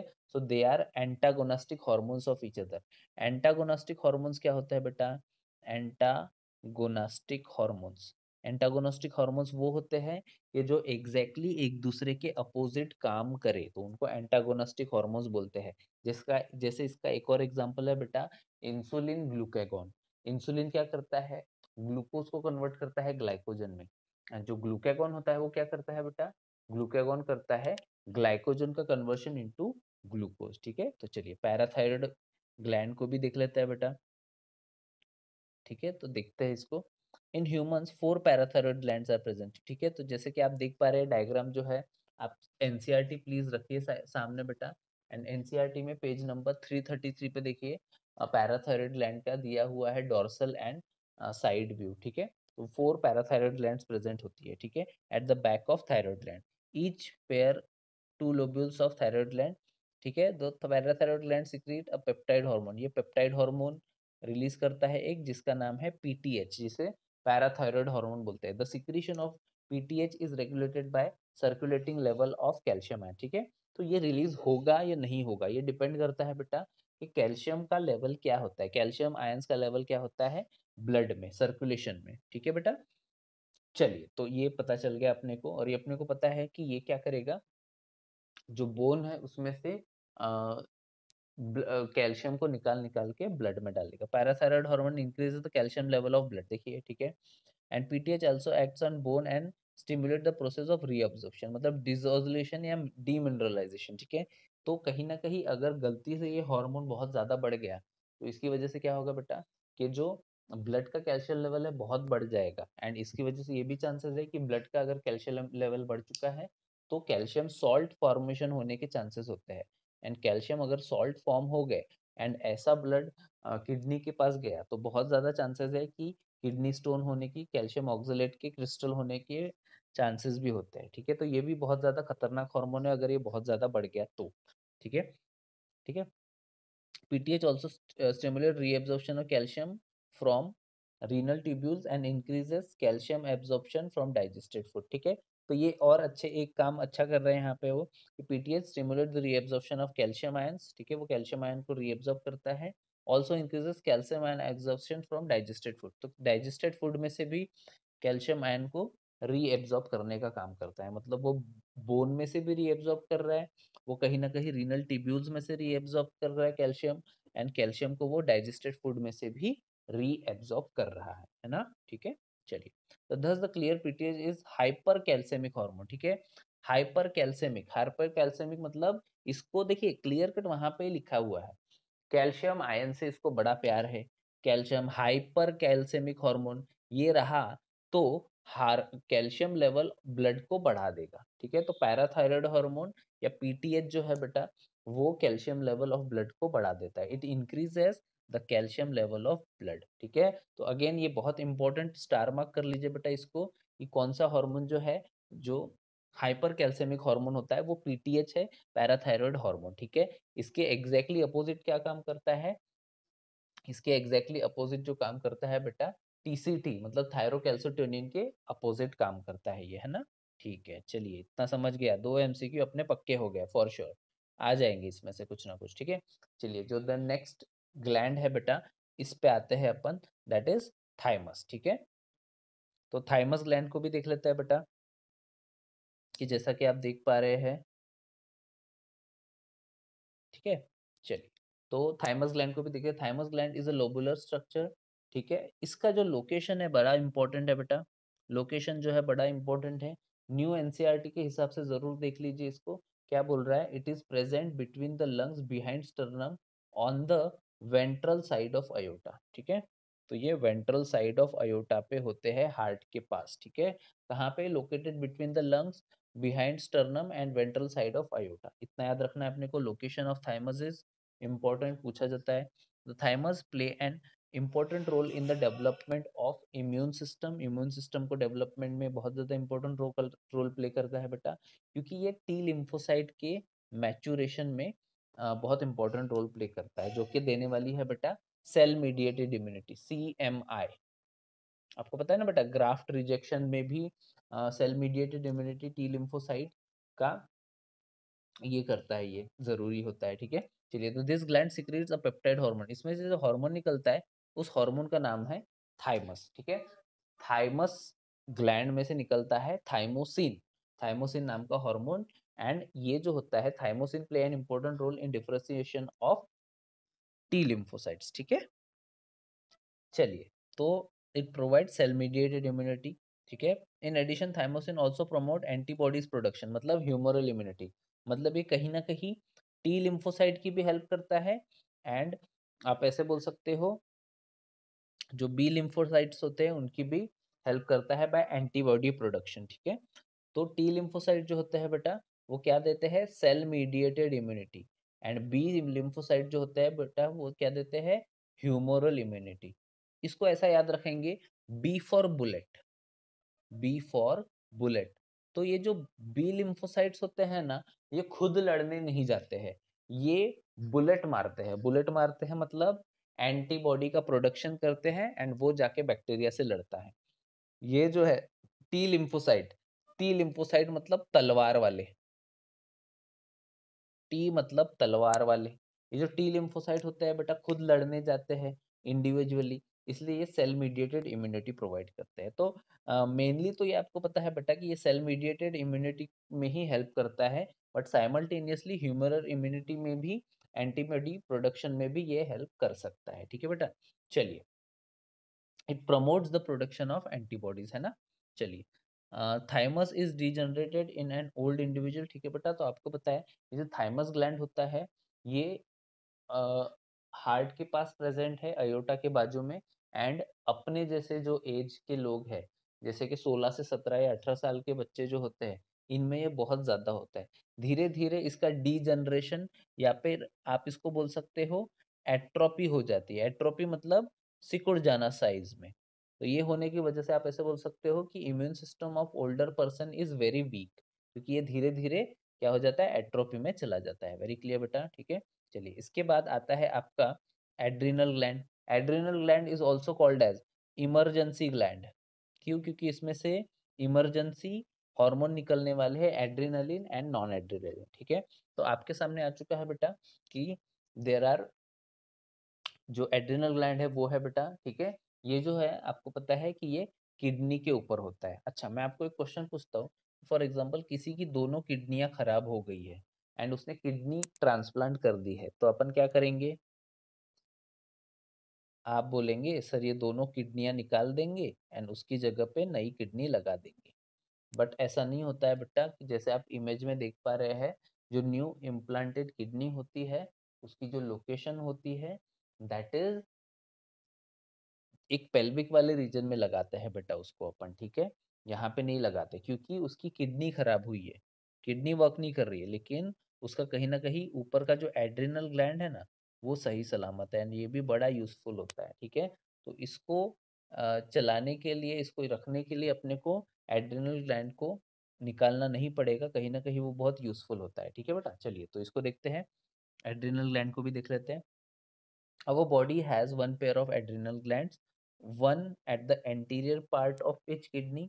The adrenal gland is composed of two tissue, ठीक है? तो आपको पता है बेटा कि सेंट्रल में जो होता है उसको बोलते हैं मेड्यूला, एंड बाहर में जो होता है कॉर्टेक्स। फॉर एग्जांपल, ये जो है, ये अगर एड्रिनल ग्लैंड है, तो इसका जो अंदर वाला पार्ट है बेटा, ये वाला जो पार्ट है, ये हो गया मेड्यूला। एंड ये जो बाहर का पार्ट है, इसको मैं बोलूंगा कॉर्टेक्स। ये वाला हो गया मेड्यूला, ठीक है? अच्छा, एक बात इसमें याद रखेंगे कि इसको जो इसका जो एड्रिनल वाला पार्ट होता है, ठीक है, मेड्यूला, मेड्यूला वाला पार्ट होता है, ये होता है बेटा 10%, और ये डिराइव होता है एक्टोडर्म से। जो मेड्यूला वाला पार्ट है, मेड्यूला वाला जो पार्ट होता है बेटा, ये डिराइव होता है एक्टोडर्म से, मतलब अंदर वाला पार्ट एक्टोडर्म से है। एंड जो कॉर्टेक्स वाला पार्ट है, वो डिराइव होता है बेटा मीजोडर्म से। ये थोड़ी यूनिक बात है, क्योंकि इसमें उल्टा हो रहा है, ठीक है बेटा? बाहर वाला पार्ट जो है वो मीजोडर्म से अराइज हो रहा है, एंड जो अंदर वाला पार्ट है वो एक्टोडर्म से अराइज हो रहा है, ठीक है। तो जैसे कि आप देख रहे हैं पेज नंबर 335 पे, ये वाला जो पार्ट है इसको बोलूंगा एड्रिनल कॉर्टेक्स। ये होता है एड्रिनल मेडुला। मेडुला जो होता है वो 10% होता है, एंड मेनली जो पार्ट होता है 90% जो होता है बेटा वो एड्रिनल कॉर्टेक्स होता है, ठीक है। तो मेडुला में से निकलने वाले जो हॉर्मोन्स है उनको बोला जाता है बेटा कैटाकोलामाइंस। क्या बोला जाता है? कैटाकोलामाइंस, ठीक है। एंड जो कॉर्टेक्स वाला रीजन है बेटा, वहां उसको याद रखने के लिए आप एक सिंपल ट्रिक लिखिए, GFR, ठीक है। इसमें से जो निकलता है बेटा, इसमें निकलता है जोना। इसके 3 लेयर्स होते हैं। जो कॉर्टेक्स वाला रीजन है इसमें 3 लेयर होते हैं। एक होता है zona glomerulosa, zona fascicularis and zona reticularis. And zona glomerulosa में से निकलते हैं मिनरलोकॉर्टिकॉइड्स, मतलब एल्डोस्टेरॉन, ठीक है बेटा। ये सॉल्ट रिटेनिंग हार्मोन होता है। जो ग्लूकोकॉर्टिकॉइड्स होते हैं इनको आप, जो जोना फेसिकुलरिस है उसमें से निकलता है बेटा ग्लूकोकॉर्टिकॉइड्स। एंड ये जो ग्लूकोकॉर्टिकॉइड्स है इसका जो सबसे इंपॉर्टेंट हार्मोन होता है होता है कॉर्टिसोल। एंड जो सबसे इनर होता है जोना रेटिकुलरिस, उसमें से निकलते हैं बेटा सेक्स कॉर्टिकॉइड जिनको एंड्रोजन बोला जाता है, जैसे ईस्ट्रोजन, प्रोजेस्टेरॉन, ठीक है। ये जोना रेटिकुलरिस में से निकलते हैं, ठीक है। तो इतना आपको याद रखना है। एक GFR वाली ट्रिक जरूर याद रखिए, जोना ग्लोमेरुलोसा, जोना फेसिकुलरिस, जोना रेटिकुलरिस, ठीक है। चलिए, ठीक है। तो डायग्राम भी अच्छे से याद रखिए बेटा। इसके बाद चलिए देखते हैं क्या बोल रहा है इसमें। The adrenal medulla secretes two hormone. तो मेड्यूला वाला आपको पता है बेटा एड्रेनलिन, इसको एपिनेफ्रिन बोलते हैं, या एंड नॉन एड्रेनलिन जो कि नॉन एपिनेफ्रिन जिसको बोलते हैं, ठीक है। They both are called catecholamines, ठीक है। तो कैटेकोलामाइंस मतलब एड्रेनलिन एंड नॉन एड्रेनलिन को बोलते हैं, ठीक है। Adrenaline and non adrenaline are rapidly secreted in response to stress, a kind of during emergency situation. They are also called as emergency hormone या फिर स्ट्रेस हार्मोन और fight और flight hormone. इसको कभी कभी ट्रिपल F हार्मोन भी बोला जाता है, ठीक है। फाइट, फ्लाइट, ठीक है। या इसको कभी कभी 4S हार्मोन भी बोला जाता है। 4S हार्मोन, 4S में क्या आएगा बता। कभी जब स्ट्रेस रहता है तब ये रिलीज होता है। शुगर के लिए रिस्पॉन्सिबल है बेटा। S सॉल्ट रिटेंशन के लिए, एंड सेक्स कॉर्टिकॉइड्स, ठीक है। तो 4 तरह के इसमें होता है। नंबर 1 स्ट्रेस, दूसरा शुगर, नंबर 3 सॉल्ट रिटेंशन, ठीक है, एंड सेक्स कॉर्टिकॉइड्स, ठीक है। तो इनको 4S हार्मोन भी बोला जाता है, 4S ग्लैंड भी बोला जाता है बेटा इसको। ये एक्चुअली मेनली ग्लैंड के लिए था, जो मैंने आपको बताया ना अभी, ये ग्लैंड के लिए था, ठीक है। 4S ग्लैंड इसको बोला जाता है बेटा, ठीक है। चलिए, तो इसका याद रखेंगे, इमरजेंसी हार्मोन या फाइट और flight. These hormones increase alertness, pupillary dilation, pupillary direction को कराता है, ठीक है। प्यूपिल को डायलेट कराता है, आपकी आंख की पुतली को फैलाता है वो। उसके बाद रेजिंग ऑफ हेयर, ठीक है। गूजबम्स आ जाना या पाइलो इरेक्शन, स्वेटिंग, पसीना आना। Both hormones increases heart beat, ये दोनों भी हार्ट बीट को इंक्रीज करते हैं, ठीक है। They are not antagonistic hormones of each other. Adrenaline and non adrenaline बहुत सारी चीजें एक जैसी ही करती है, सिर्फ कुछ चीजें हैं जो वो गड़बड़ कर सकती है, ठीक है बेटा। तो लेकिन मोस्टली वो काम एक जैसा ही करते हैं। दोनों हार्ट बीट को बढ़ाते हैं, हार्ट की कॉन्सेंट्रेशन, ठीक है, strength of heart contraction and rate of respiration को भी बढ़ाते हैं, ठीक है। चलिए, catecholamines also stimulate the breakdown of glycogen. ये ग्लाइकोजन के ब्रेकडाउन को प्रमोट करते हैं ताकि ग्लूकोज ब्लड में है। देखिए, फॉर एग्जांपल आपके सामने शेर आ चुका है। शेर आएगा तो आप क्या करोगे? भागोगे ना। इधर यू फाइट और फ्लाइट, ठीक है। तो आप भागने के लिए कहीं ना कहीं आपके ब्लड में ग्लूकोज की जरूरत है। आपका हार्ट रेट बढ़ना चाहिए, आपका रेस्पिरेटरी रेट बढ़ेगा तभी तो बहुत स्पीडली भाग पाओगे ना। इसी चीज को यहाँ पे बोला गया है, ठीक है। They also help in stimulate the breakdown of lipid and protein. अगर ग्लूकोज नहीं बन पा रहा है, ग्लाइकोजन नहीं है, तो वो ऐसा भी करता है कि लिपिड एंड प्रोटीन को भी ब्रेक डाउन करने में हेल्प करता है। ओके बेटा, ठीक है। चलिए, अब आता है बेटा इसका एड्रिनल कॉर्टेक्स वाला रीजन, ठीक है। तो अभी जो अपन ने देखे, पहले मेड्यूला के हॉर्मोन्स निकले, वहां से निकलते थे कैटाकोलामाइंस जो कि एड्रिनलिन एंड नॉन एड्रिनलिन। अब आता है बेटा एड्रेनल कॉर्टेक्स वाले, ठीक है। तो मैंने आपको पहले ही बोला है कि इसका जो जोन होता है वो 3 जोन में होता है, जी, एफ, आर, ठीक है। जो सबसे ऊपर वाला है, आउटर है, उसको बोलेंगे ज़ोना ग्लोमेरुलोसा।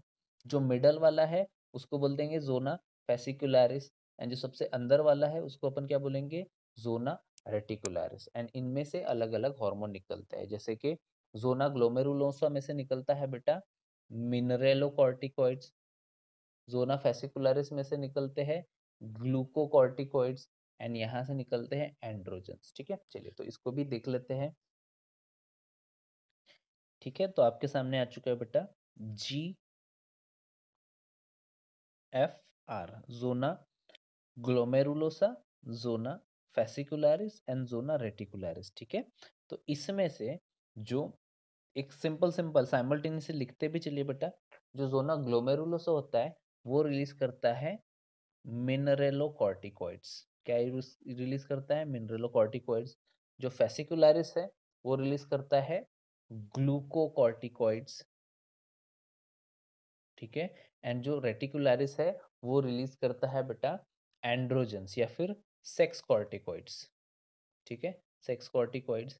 इसका जो सबसे इंपॉर्टेंट हार्मोन है वो होता है बेटा एल्डोस्टेरॉन, ठीक है। जो ग्लूकोकॉर्टिकॉइड्स है इसका सबसे इंपॉर्टेंट हार्मोन है बेटा कॉर्टिसोल, एंड जो सबसे नीचे वाला है इसका सबसे इंपॉर्टेंट हार्मोन होता है बेटा ईस्ट्रोजन, प्रोजेस्टेरॉन एंड टेस्टोस्टेरॉन, ठीक है।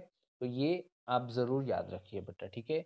हो सके तो इसको लिख लीजिए, ठीक है। मिनरलोकॉर्टिकॉइड्स, एल्डोस्टेरॉन, ठीक है। आपको पता है ना बेटा एल्डोस्टेरॉन जो है मेनली जो वाटर रिटेंशन है, वाटर का रीएब्जॉर्प्शन होता है, एंड सोडियम का रीएब्जॉर्प्शन है एल्डोस्टेरॉन, ठीक है। तो दो चीजों को वो रीएब्जॉर्ब करता है ना, वाटर को एंड सोडियम को, ठीक है बेटा। जो ग्लूकोकॉर्टिकॉइड्स है वो कॉर्टिसोल है।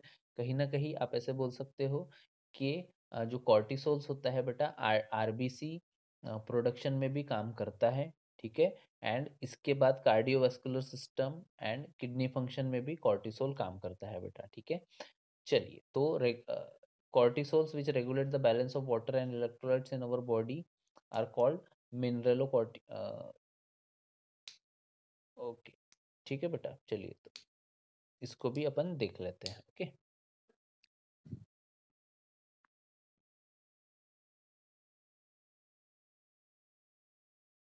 चलिए तो देख चुके हैं अपन बेटा, चलिए इसको यहाँ पे पढ़ लेते हैं।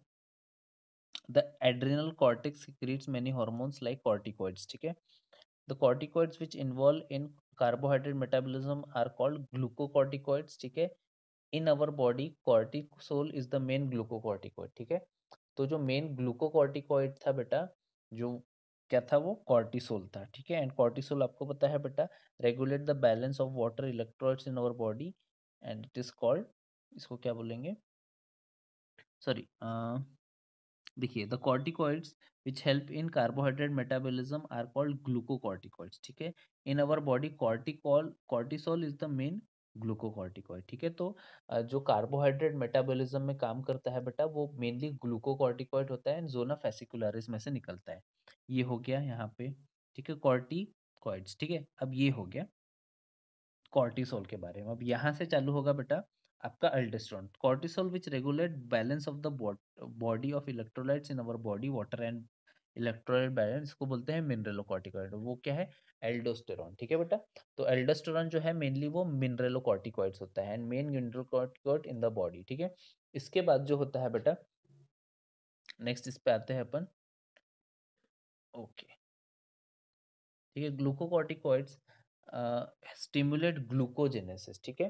तो जो ग्लूकोकॉर्टिकॉइड्स होते हैं, जो कि होता है कॉर्टिसोल, ये ग्लूको नियोजेनेसिस भी बनाता है, मतलब कार्बोहाइड्रेट मेटाबॉलिज्म को अल्टर करने की ताकत रखता है। ग्लूको नियोजेनेसिस का मतलब है बेटा कि जब अदर देन कार्बोहाइड्रेट से चीजें बनने लगे, जैसे मैं बोलूँ फैट या प्रोटीन से कभी ग्लूकोज बने, तो उसको मैं क्या बोलूंगा, ग्लूकोनियोजेनेसिस, ठीक है।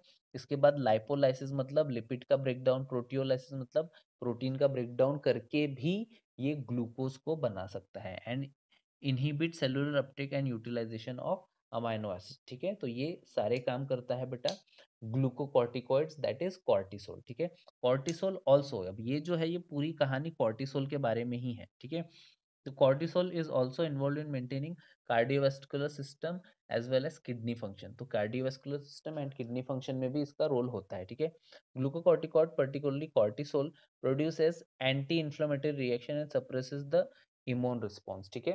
तो ये एंटी इन्फ्लामेटरी रिएक्शन भी देता है बेटा। कभी कभी ऐसा होता है ना, किसी चीज को लेके अपने को एलर्जी हो जाती है, तो एंटी एलर्जिक या फिर इम्यूनिटी को सप्रेस करने का काम भी करता है। वेरी क्लियर, ठीक है। आपने देखा होगा कि बहुत बार कई लोगों को बहुत अलग अलग टाइप के चीजें खाने से एलर्जी वगैरह स्टार्ट होती है, तो उसका भी काम करता है, ठीक है। अच्छा, कॉर्टिसोल एक और काम कर रहा है, it also helps in RBC production में भी हेल्प करता है, ठीक है बेटा। तो ये कहानी हो गई थी अभी कॉर्टिसोल की। अब आते हैं एल्डोस्टेरॉन। एल्डोस्टेरॉन आपको पता है बेटा कि it is a main type of mineralocorticoid जो कि जोना ग्लोमेरुलोसा में से निकलता है, ठीक है।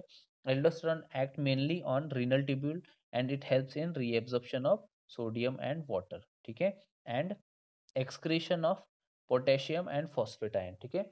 तो सोडियम एंड वाटर का रीएब्जॉर्प्शन करता है, पोटेशियम एंड फॉस्फेट आयंस को एक्सक्रीट आउट करता है, ठीक है। दस aldosterone helps in maintaining of electrolytes in our body, osmotic pressure and BP, ठीक है। तो ये बहुत सारी चीजें बैलेंस कर रहा है, electrolyte balance, body of the balance कर रहा है, ठीक है। फ्लूइड वॉल्यूम को भी मेंटेन कर रहा है, ठीक है। ऑस्मोटिक प्रेशर आपको पता है बेटा कि ये एक ऑस्मोटिक प्रेशर को मेंटेन करके चलता है, ठीक है।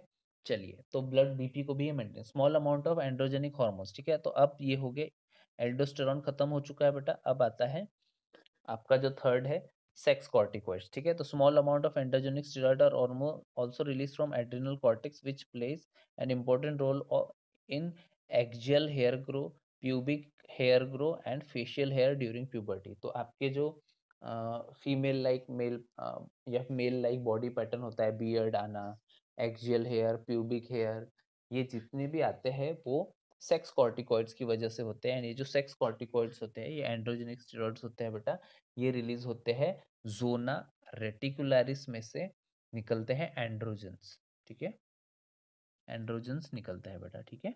चलिए, अब आते हैं आपका जो नेक्स्ट इंपॉर्टेंट ग्लैंड है, that is nothing but pancreas, ठीक है। तो पैनक्रियास को भी देख लेते हैं अपन कि क्या होता है। तो ये आपको पता है बेटा, it is a composite gland. Composite gland का मतलब क्या होता है बेटा, ना तो ये एंडोक्राइन ग्लैंड है ना ही ये एक्सोक्राइन ग्लैंड है, ये मिक्स ग्लैंड है, इसलिए उसको क्या बोलते हैं, कंपोजिट ग्लैंड बोलते हैं, है ना।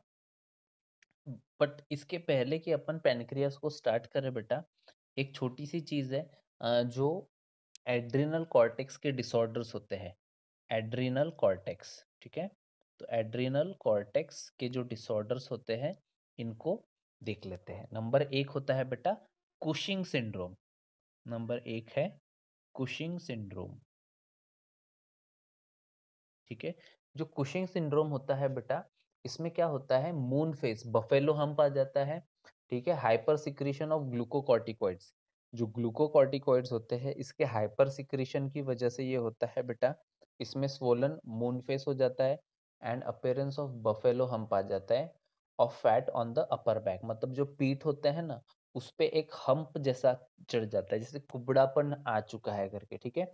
इसके बाद इसमें हाई बीपी होता है बेटा, हाइपरग्लाइसेमिया होता है, वीकनेस ऑफ बोन होती है and severe depression in immune system होता है, ठीक है। तो दिस इज कुशिंग सिंड्रोम, किसकी वजह से होता है, Cushing syndrome is due to hyper hyper secretion of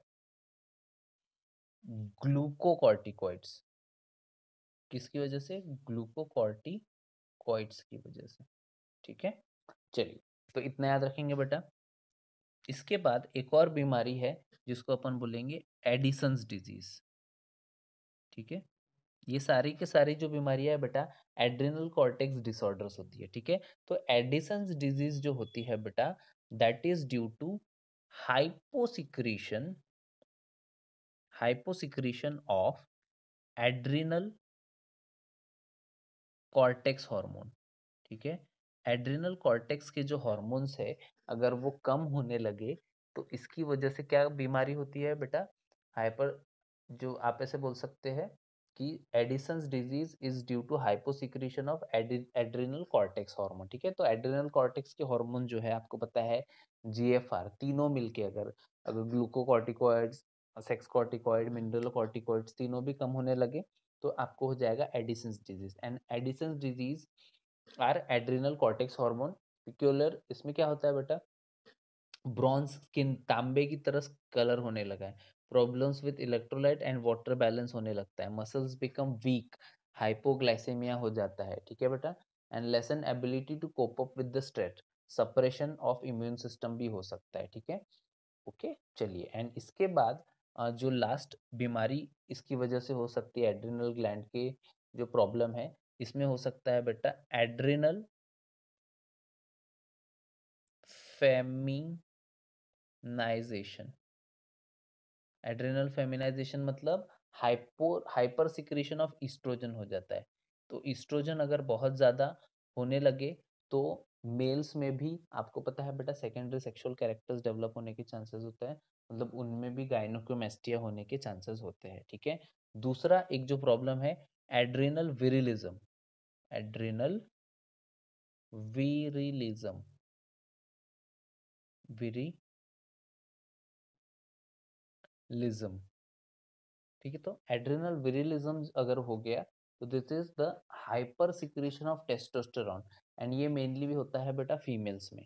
and अगर फीमेल्स में ये हो गया एड्रिनल विरिलिज्म तो लड़कियों को मूछे एंड दाढ़ी आ जाना चालू हो सकती है। ठीक है बेटा, तो बहुत सारी चीज़ें हैं कि किस वजह से ये एड्रिनल हॉर्मोन्स जो है वो गड़बड़ हो सकते हैं, एड्रिनल कॉर्टेक्स के डिसऑर्डर हो सकते हैं कि बहुत ज़्यादा स्ट्रेस ले रहे हैं, पुअर हैबिट है अपनी ईटिंग की, या एक्सेसिव स्ट्रेस ले रहे हैं, ड्रग्स ले रहे हैं, मेडिकेशन ले रहे हैं, साइकोलॉजिकल स्ट्रेस है, फाइनेंशियल प्रेशर है, लैक ऑफ रिलैक्सेशन है, इसकी वजह से भी एड्रिनल ग्लैंड के जो हॉर्मोन्स है वो गड़बड़ कर सकते हैं बेटा। तो इतने आपको याद रखना है। ठीक है, तो अपन ने चार डिजीजेस इसमें चीज़ें देखी है बेटा। एक होता है कुशिंग सिंड्रोम। जो कुशिंग सिंड्रोम था, Cushing syndrome was due to hyper secretion of glucocorticoids. ठीक है, ग्लूकोकॉर्टिकॉइड्स था बेटा, इसमें मून फेस एंड बफेलो हम पा रहा था। इसके बाद मैंने आपको बताया था बेटा Addison disease, Addison disease was due to hypo secretion of adrenal hormones. ठीक है, इसके बाद मैंने एड्रिनल फेमिनिज्म बताया, एड्रिनल फेमिनिज्म में क्या हो रहा था, increase secretion of estrogen in male, and adrenal virilism में क्या हो रहा था, increase secretion of testosterone in females. ठीक है, इसमें मेल में ईस्ट्रोजन हो रहा था एंड फीमेल में। ठीक है, तो इसमें गायनोकोमेस्टिया दिखाई देगी। ठीक है, मेल्स में अगर रिलीज हो रहा है तो, एंड फीमेल में आपको पता है बेटा दाढ़ी मूछे आने के चांसेस है उस फीमेल में। ठीक है, चलिए इसके बाद आता है बेटा पैनक्रियाज पे। ठीक है, तो pancreas is a composite gland, मैंने आपको बताया मिक्स ग्लैंड है। इसमें एक्सोक्राइन पार्ट भी होता है बेटा, एंडोक्राइन पार्ट भी होता है। जो इसका एंडोक्राइन पार्ट है उसका नाम है आइलेट ऑफ लैंगरहैंस। ठीक है, इसमें कितने सेल्स होता है बेटा, 1 to 2 million cells of islets of Langerhans होता है इन नॉर्मल ह्यूमन बींग्स। ठीक है, representing 1 to 2% of pancreatic tissue. ठीक है, तो ये जो होते हैं भले ही आइलेट ऑफ लैंगरहैंस है, ये पैनक्रियाटिक टिश्यू का सिर्फ 1 से 2% ही होता है। ठीक है, चलिए कभी कभी ये क्वेश्चन भी पूछा जाता है कि how many islet of Langerhans cells are present in there. ठीक है, तो 1 से 2 मिलियन, ठीक है, 1 to 2 million islet of Langerhans cells होते हैं बेटा। ठीक है, इन पैनक्रियाज में। ठीक है, बड़े बड़े जो लोग हैं जैसे स्टीव जॉब्स है, उनको पैनक्रियाटिक कैंसर भी हुआ था, ऐसे बहुत सारे होते हैं, इसका पैनक्रियाटिक कैंसर भी होने के चांसेस होते हैं। ठीक है बेटा, तो इसमें से अच्छा ये मैंने आपको बताया कि ये जो टोटल है ये 1 से 2% ही होता है पूरे पैनक्रियाटिक टिश्यू का। ठीक है, the main two types of cells in islet of Langerhans is alpha and beta. ठीक है, तो आपको पता है बेटा कि अल्फा एंड बीटा जो है ये main, alpha beta gamma and delta ये सेल्स होते हैं इसमें। लेकिन मेनली आपको इसको में याद रखना है कि जो अल्फा सेल्स होते हैं वो रिलीज करते हैं ग्लूकेगॉन, एंड जो बीटा सेल्स है वो रिलीज करते हैं इंसुलिन को। ठीक है, चलिए ठीक है, तो एक छोटी सी एक रिएक्शन भी देख लेते हैं बेटा। ये हो गया ग्लूकोज, ग्लूकोज का जो कन्वर्शन है इनटू ग्लाइकोजन, ये कौन करेगा? ये करता है इंसुलिन। एंड ग्लाइकोजन का कन्वर्शन इनटू ग्लूकोज कौन करता है? ग्लूकागॉन। तो आपको पता है बेटा इंसुलिन एंड ये जो ग्लूकागॉन है, they are antagonistic hormones of each other, ठीक है, अपोजिट काम करते हैं ग्लूकागॉन एंड इंसुलिन, ठीक है। चलिए, तो इतना पता है अपने को, ठीक है। चलिए, तो ग्लूकागॉन को सबसे पहले डिस्कवर करते हैं एंड देखते हैं बेटा कि glucagon is a peptide hormone and plays an important role in the maintaining of normal blood glucose level. Glucagon play an important role as on hepatocyte cells and stimulate glycolysis, ठीक है। Glycogenolysis, glycogenolysis मतलब क्या होगा? Glycogen का break down into what? Into glucose, है ना बेटा, ठीक है। एंड अगर ग्लूकोज बन रहा है तो क्या होगा? ब्लड शुगर लेवल बढ़ेगा। ब्लड शुगर लेवल बढ़ेगा मतलब हाइपरग्लाइसेमिया हो जाएगा। एंड अगर ये बहुत ज़्यादा बढ़ गया तो हो सकता है ब्लड शुगर लेवल बहुत ज़्यादा बन जाए एंड जिसकी वजह से कौन सी बीमारी होगी? डायबिटीज मेलाइटस, है ना बेटा, ठीक है। तो हाइपरग्लाइसेमिक हार्मोन होता है, तो glucagon is also called as hyperglycaemic hormone. अच्छा, अगर इसका एग्जैक्टली अपोजिट पूछूं कि विच इज हाइपोग्लाइसेमिक हार्मोन, तो हाइपोग्लाइसेमिक हार्मोन क्या होगा? यस, वेरी गुड बेटा, आपने बोला है insulin. Insulin is hypoglycaemic hormone, लिखा हुआ भी है, देखिए। Insulin is a peptide hormone which play an important role in regulation of glucose homeostasis. Insulin act mainly on hepatocytes and adipocytes, ठीक है। तो एडिपोस टिश्यू जो होते हैं उस पे काम करता है एंड ये कहीं ना कहीं जो ग्लूकोज है बेटा इसको कन्वर्ट कर देता है इनटू ग्लाइकोजन, ठीक है। And enhance cellular glucose Uptake, ठीक है। तो ग्लूकोज का यूटिलाइजेशन भी में भी ये हेल्प करता है ताकि ग्लूकोज यूटिलाइज हो जाए, ठीक है। ये GLUT4 रिसेप्टर पे भी काम करता है, ठीक है। As a result there is a rapid movement of glucose from blood to hepatocytes and adipocyte decreasing in blood glucose level, ठीक है। तो आपको पता है कि ये जो ग्लूकोज है इसका conversion into glycogen and fat cells में कन्वर्ट करता है। तो ये किस तरह का हार्मोन हुआ? ये हो गया हाइपोग्लाइसेमिक हार्मोन, ठीक है। Insulin also stimulate the conversion of glucose to glycogen, ठीक है, ग्लाइकोजेनेसिस, ठीक है। ग्लाइकोजेनेसिस मतलब ग्लाइकोजन का फॉर्मेशन, ठीक है। It is in the target cell the glycogen homeostasis is blood is thus maintain jointly together by insulin and glucagon, ठीक है। तो होम्योस्टेसिस जो है, देखिए, कभी ऐसा नहीं होना चाहिए कि ग्लूकोज का ही लेवल बढ़ गया, कभी ऐसा नहीं होना चाहिए कि ग्लाइकोजन का ही लेवल बढ़ गया, दोनों होम्योस्टेसिस में रहना चाहिए, एक प्रॉपर अमाउंट में रहना चाहिए, ठीक है बेटा। तो इसके लिए रिस्पॉन्सिबल होते हैं दोनों भी हार्मोन, और इन दोनों को हार्मोन को जो कंट्रोल करता है वो जो हार्मोन होता है बेटा वो होता है सोमैटोस्टैटिन। एक और हार्मोन होता है जो सोमैटोस्टैटिन, ये दोनों हार्मोन के ऊपर कंट्रोल करता है, मतलब इंसुलिन भी एंड ग्लूकागॉन पर भी, ओके, ठीक है। चलिए, prolong hyperglycaemic lead to a complex disorder called diabetes mellitus, मतलब डायबिटीज की बात कर रहा है। अगर बहुत ज्यादा हाइपर कैल्सिमिक हो गया, मतलब ग्लूकागॉन हो गया बहुत ज्यादा रिलीज, तो ग्लूकागॉन क्या करेगा? ग्लूकोज लेवल को बढ़ा देगा, जिसकी वजह से क्या हो जाएगा बेटा? डायबिटीज मेलाइटस हो जाएगा, ओके, ठीक है बेटा। चलिए, which is associated with loss of glucose through urine and formation of harmful compounds like ketone bodies। तो इसमें क्या होता है बेटा? कीटोन बॉडीज भी रिलीज होते हैं, क्यों? क्योंकि ग्लूकोज बार बार बन रहा होता है। इवन अगर आप बोलेंगे एडिपोज टिश्यू या फैट सेल्स का ब्रेक डाउन करके भी कीटोन बॉडीज का फॉर्मेशन होता है। Diabetic patient are successfully treated with insulin therapy. तो आपको पता है बेटा इंसुलिन थेरेपी के शॉट्स देने पड़ते हैं उनको, तो मेंटेन हो जाता है ग्लूकोज लेवल, ठीक है। ठीक है बेटा, तो अपने को पता है कि अगर ये हो गया तो डायबिटीज मेलाइटस होने के चांस होते हैं, ठीक है। तो इंसुलिन थेरेपी देते हैं अभी आज की डेट में, आपको पता है बेटा। चलिए, तो अब अपन फाइनल टॉपिक की तरफ आ चुके हैं, टेस्टिस, ठीक है। तो आपको पता है बेटा कि देर आर कंपोजिट या मिक्स्ड ग्लैंड जो होती है, मिक्स ग्लैंड्स वो होती है। एक एग्जांपल है बेटा पैनक्रियाज। पैनक्रियाज के बाद टेस्टीज। टेस्टीज में से भी आपको पता है हार्मोन भी निकलता है। हार्मोन कौन सा निकलता है? टेस्टोस्टेरोन। एंड इसका जो फ्लूइड होता है जिसको अपन सीमेन बोलते हैं, जिसको स्पर्म, जिसमें स्पर्म होता है बेटा, तो फ्लूइड भी निकलता है एंड हार्मोन भी निकलता है। तो ये किस तरह की ग्लैंड हुई? मिक्स ग्लैंड, कंपोजिट ग्लैंड, या फिर हेटेरोक्राइन ग्लैंड भी आप इसको बोल सकते हैं, है ना बेटा। ठीक है, चलिए इसके बाद जो थर्ड होता है, थर्ड जो ग्लैंड है बेटा वो है ओवरी। ठीक है, तो ओवरी भी आपको पता है बेटा ये भी एक मिक्स्ड ग्लैंड होती है। ठीक है, अच्छा टेस्टिस में एक बात मैं आपको बता दूं बेटा कि जो टेस्टिस होती है इसमें आपको पता है ना वैसेक्टोमी करते हैं। वैसेक्टोमी मतलब वास डिफरेंस को कट कर देते हैं एंड जिसकी वजह से फिर सीमेन में सीमेन तो निकलता है लेकिन उसमें स्पर्म नहीं होता है। ठीक है, तो इसको एक बात याद रख लीजिए कि जो 75% होता है वो सेमाइनल फ्लूइड होता है बेटा।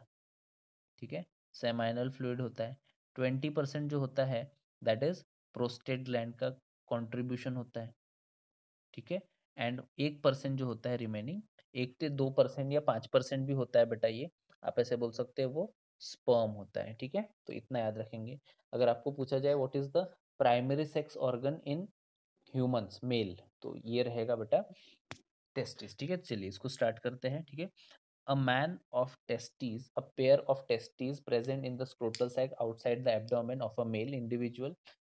ठीक है, तो ये आउटसाइड द मेल इंडिविजुअल होता है स्क्रोटल सैक में। अगर टेम्परेचर अगर आपको पता है बेटा कि इसका जो टेम्परेचर होता है वो ऑलमोस्ट 2.5 डिग्रीज लेस होता है as compare to body temperature. ठीक है, तो उससे कम ही होता है ये। ओके ओके, चलिए तो testis perform a dual function as a primary.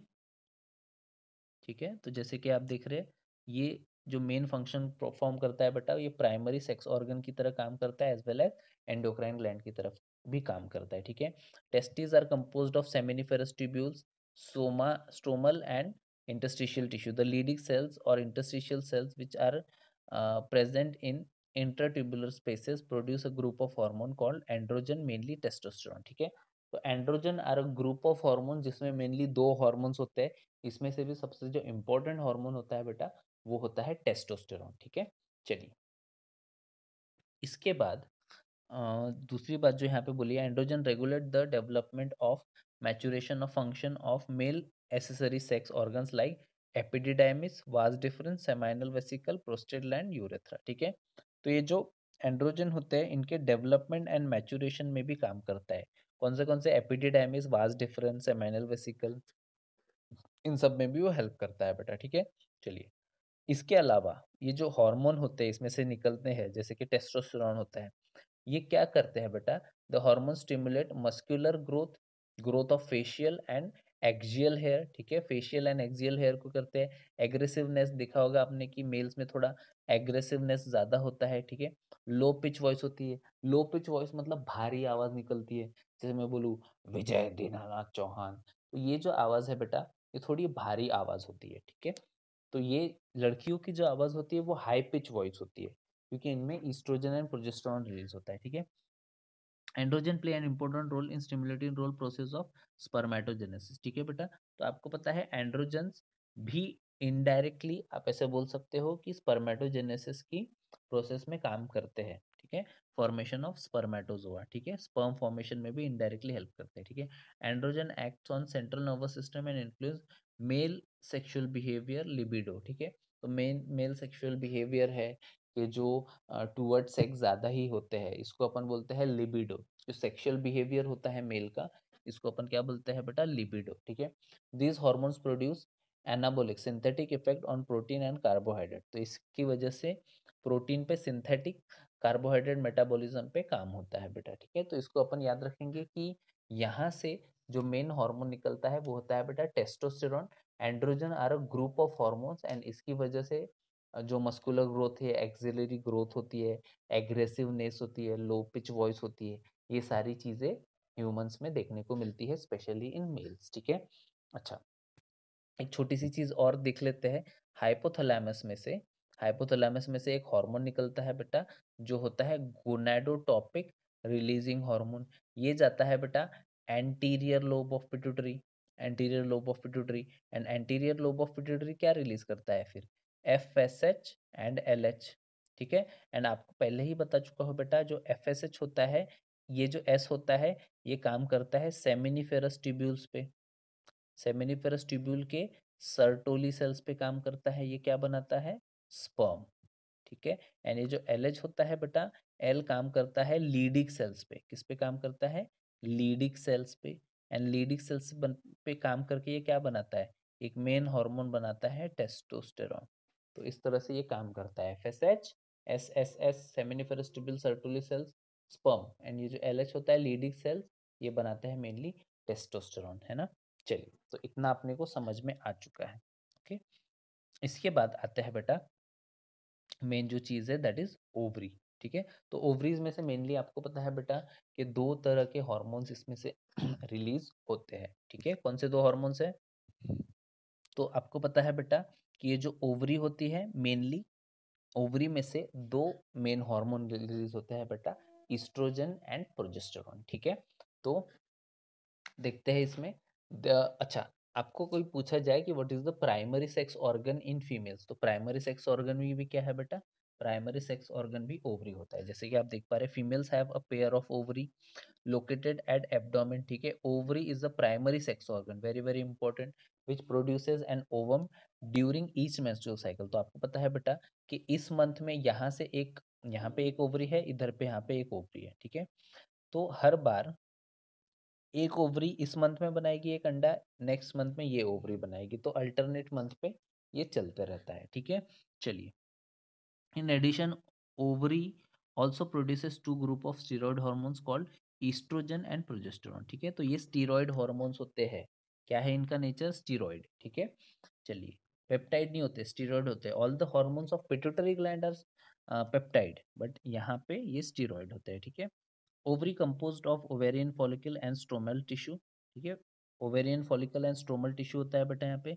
Oestrogen is synthesised and secreted by mainly ovarian follicle, grow in ovarian follicle, मतलब जो प्राइमरी, फिर सेकेंडरी फॉलिकल, फिर टर्शरी फॉलिकल, फिर मैच्योर ग्राफियन फॉलिकल, ये जो होते हैं ये मेनली रिलीज करते हैं बेटा ईस्ट्रोजन को। ठीक है, after ovulation ruptured follicle gets converted into corpus luteum which secretes progesterone. ठीक है, तो इसको याद रखने की एक सिंपल ट्रिक मैं बताता हूँ बेटा।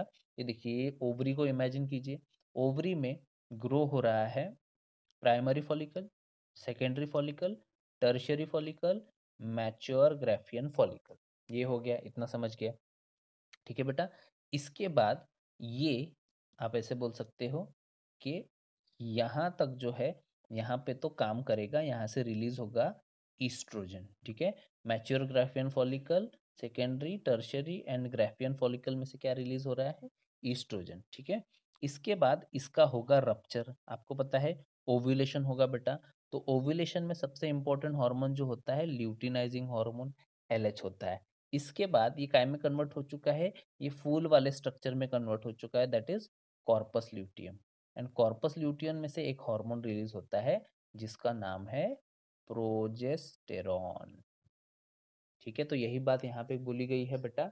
देखिए यहाँ पे क्या बोला गया है, अगर आप ध्यान से देख पा रहे हैं, द ईस्ट्रोजन सिंथेसाइज, ठीक है, स्पॉटलाइट, ठीक है, the oestrogen synthesise and the secreted mainly by the growing mature follicles. ठीक है, तो ईस्ट्रोजन कहाँ से रिलीज होता है? मैच्योर ग्राफियन फॉलिकल से रिलीज होता है। ठीक है, एंड आफ्टर ओव्यूलेशन, तो ओव्यूलेशन के लिए सबसे ज्यादा इंपॉर्टेंट हार्मोन कौन सा है? एलएच। ठीक है, एंड ओव्यूलेशन के बाद ये स्ट्रक्चर काय में कन्वर्ट हो चुका है? कॉर्पस ल्यूटियम में कन्वर्ट हो चुका है। कॉर्पस ल्यूटियम, ठीक है, ये फूल वाला स्ट्रक्चर येलो कलर से बना है बेटा, which releases a main hormone called testosterone. तो यहाँ से क्या रिलीज होता है? Sorry, progesterone. तो प्रोजेस्टेरॉन यहाँ से रिलीज होता है। तो सबसे पहले ईस्ट्रोजन, फिर एलएच, एंड उसके बाद प्रोजेस्टेरॉन। तो इस तरह से यहाँ पे ओवरी में ये चलते रहता है ना बेटा। ठीक है, चलिए, तो इतना समझ गया अपने को। ओके बेटा, चलिए, तो oestrogen produces a wide range of actions. ठीक है, ईस्ट्रोजन की वजह से क्या होता है? बहुत सारी एक्टिविटी होती है, देखते हैं क्या क्या होता है। ओके, तो oestrogen produces a wide range of actions such as stimulation of growth and activities of secondary sex organ. ठीक है, तो सेकेंडरी जो सेक्स ऑर्गन्स होते हैं बेटा, डेवलपमेंट ऑफ वजाइना, ठीक है, मॉन्स प्यूबिस, एंड ये जो ये होते हैं इनका डेवलपमेंट करता है। Breast is also secondary sex organ, आप ऐसे बोल सकते हो। ठीक है, चलिए, इसके बाद जो सेकेंडरी सेक्स कैरेक्टर्स है, जैसे कि हाई पिच वॉइस होना, अभी बताया ना कि लड़कियों की जो आवाज़ होती है उसमें क्लैरिटी होती है, हाई पिच होती है, development of mammary glands, oestrogen also regulate sexual behaviour, ठीक है, फीमेल सेक्सुअल बिहेवियर को ईस्ट्रोजन रेगुलेट करता है। ये हो गया ईस्ट्रोजन की बात, ठीक है बेटा। अब आते हैं प्रोजेस्टेरॉन, ठीक है। ईस्ट्रोजन को एक बार फिर से रिवाइज कर लेते हैं। ये क्या करता है, बहुत सारे एक्शन करता है, जैसे फीमेल के सेक्सुअल सेक्स ऑर्गन्स को, सेकेंडरी सेक्स ऑर्गन्स को डेवलप करना, ठीक है, development of growing ovarian follicle, high pitch voice होना, मेमोरी ग्लैंड का डेवलपमेंट, ठीक है, एक भारी आवाज, sorry low pitch high pitch voice जो होती है फीमेल्स में, वो ईस्ट्रोजन की वजह से ही होती है, ठीक है। तो इसको अपन याद रखेंगे बेटा। अब आते हैं नेक्स्ट हार्मोन पे, दैट इज आपका प्रोजेस्टेरॉन, ठीक है। तो प्रोजेस्टेरॉन हार्मोन को भी देख लेते हैं। Progesterone supports pregnancy, P for P, progesterone supports pregnancy. अगर 9th मंथ की प्रेगनेंसी में सबसे इंपॉर्टेंट हार्मोन कोई होता है तो that is nothing but progesterone, ठीक है बेटा। acts on mammary gland and stimulate the formation of alveoli, sac like structure which store the milk, ठीक है। तो प्रोजेस्टेरॉन की वजह से आप ऐसे बोल सकते हो कि मेमोरी ग्लैंड्स का डेवलप होता है एंड उसमें कहीं ना कहीं एल्वियोलाई का फॉर्मेशन होता है। तो ड्यूरिंग प्रेगनेंसी मिल्क का प्रोडक्शन चालू हो जाता है एंड मिल्क का फॉर्मेशन चालू हो जाता है, स्टोर करने का काम करता है वहाँ पे। तो एल्वियोलाई स्ट्रक्चर्स होते हैं बेटा मेमोरी ग्लैंड्स में, ठीक है। चलिए, तो ऐसा नहीं है। अब आता है बेटा hormones of heart, kidney and gastrointestinal tract. तो ये भी बहुत इंपॉर्टेंट चीज़ है। आपको पता है सिर्फ एंडोक्राइन ग्लैंड्स नहीं, बहुत सारे दूसरे ग्लैंड्स भी होते हैं जो हॉर्मोन्स को बनाते हैं। जैसे कि हार्ट से भी हार्मोन बनता है, किडनी से भी हार्मोन बनता है, गैस्ट्रोइंटेस्टिनल ट्रैक्ट जो होता है उससे भी हार्मोन बनता है, ठीक है। तो इनको भी एक बार अपन देख लेते हैं बेटा, है ना, ठीक है। ठीक है, तो जैसे कि आप देख पा रहे हैं बेटा, यहाँ पे क्या हो रहा है कि हार्ट में से भी हार्मोन रिलीज होते हैं, ठीक है। तो कुछ ऐसे भी टिश्यू होते हैं कि जो एंडोक्राइन नहीं है लेकिन टेम्पररी एंडोक्राइन ग्लैंड की तरह काम कर सकते हैं।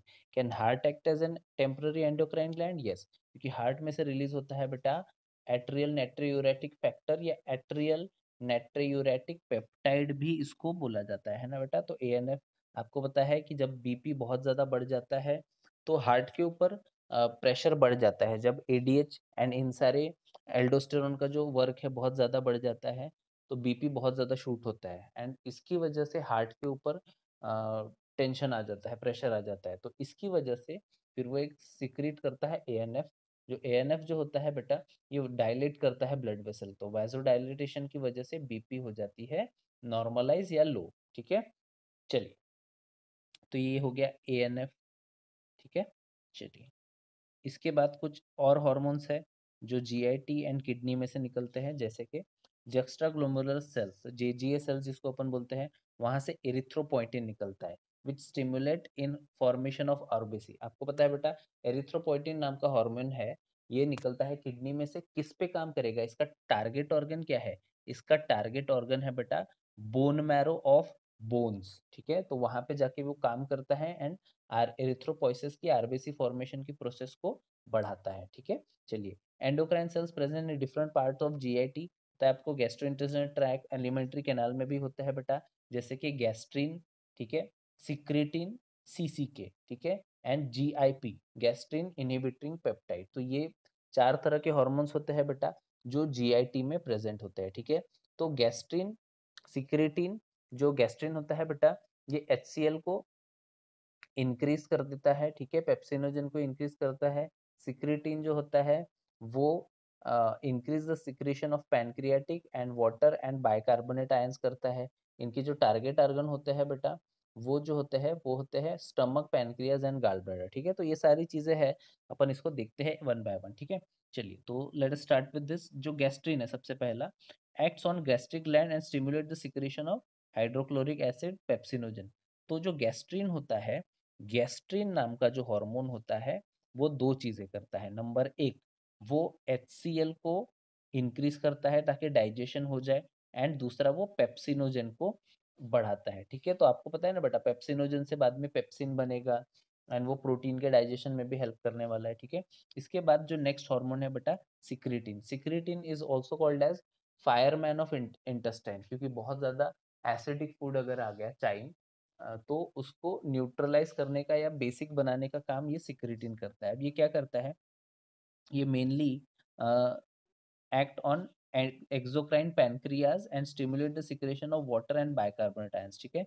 तो कहीं ना कहीं ये पैनक्रियाज पे काम करता है, वहां से वाटर का सिक्रेशन एंड बाइकार्बोनेट आयन का सिक्रेशन करता है, ताकि जो एसिडिक फूड है, जला हुआ फूड है, वो कहीं ना कहीं आप ऐसे बोल सकते हो कि उसको न्यूट्रलाइज करने का काम करता है। उसके बाद आता है कोलसिस्टोकाइनेस, जिसको अपन सीसीके बोलते हैं, act on both pancreas and gall bladder. मतलब ये कहीं ना कहीं आप ऐसे बोल सकते हो, पैनक्रियाटिक एंजाइम पैनक्रियाटिक जूस भी निकालेगा सीसीके, एंड बाइल भी निकालेगा गॉल ब्लैडर से, ठीक है।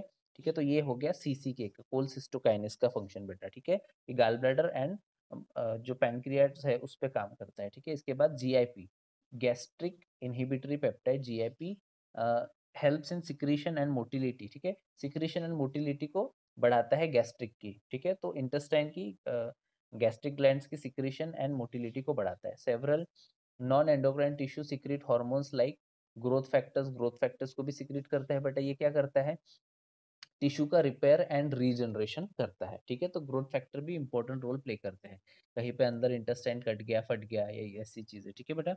इसके बाद होता है hormone, mechanism of hormone action, ठीक है बेटा। तो इसको बहुत इजी वे में अपन डिस्कस कर सकते हैं, ठीक है। जैसे कि अपन देख पा रहे हैं, इसको मैं पहले एक्सप्लेन कर देता हूँ, ठीक है।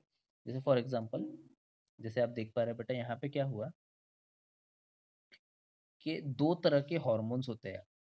जो काम करने का तरीका होता है बेटा हॉर्मोन्स का, वो दो तरीके का होता है। इसको समझने के लिए मैं आपको एक एग्जांपल देता हूँ। फॉर एग्जांपल, आपके घर में एक पोस्टमैन आया, ठीक है। पोस्टमैन आया तो आपने क्या किया कि पापा अंदर बैठे हुए हैं बेडरूम में, यहाँ पे पापा अंदर साइड में है, बेडरूम में बैठे हुए हैं। एंड आपने क्या किया, पोस्टमैन आया, उन्होंने बोला कि पापा के लिए चिट्ठी है, तो आपने उससे चिट्ठी लिए एंड आप खुद अंदर गए बेडरूम में, पापा आपके नाम की चिट्ठी है, ठीक है। तो इस तरह से जो काम करते हैं वो होता है बेटा प्रोटीन हार्मोन या पेप्टाइड हार्मोन, जिनका नेचर पेप्टाइड या प्रोटीन होता है। वो क्या करते हैं, ये आता है हार्मोन, जैसे कि एफएसएच आपको पता है बेटा, ये पेप्टाइड हार्मोन है। इसका जो रिसेप्टर होता है, ये दरवाजे पर भी होता है, मतलब प्लाज्मा मेम्ब्रेन पे प्रेजेंट होता है बेटा, ठीक है। चलिए, एंड अपन वो लेते हैं एंड अपन ले जाके मैसेज देते हैं अंदर में, मतलब we act as a cyclic AMP, या कैल्शियम आयन, मतलब कहीं ना कहीं अपन सेकेंडरी मैसेंजर का काम कर रहे हैं।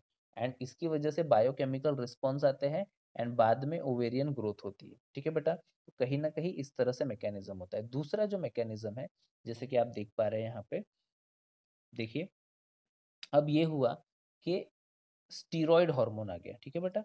तो आपको पता है कभी ऐसा हो गया कि स्टीरॉयड हार्मोन आ गया, या फिर आप ऐसे बोल सकते हो कि कभी आपके पापा के कोई बहुत अच्छे फ्रेंड आ गए हैं, तो वो आ चुके हैं यहाँ पे, ये स्टीरॉयड हार्मोन है। और आपको पता है बेटा कि ये, अब आप बोलो कि आप क्यों आए हो अंकल, ऐसा तो नहीं पूछ सकते हो।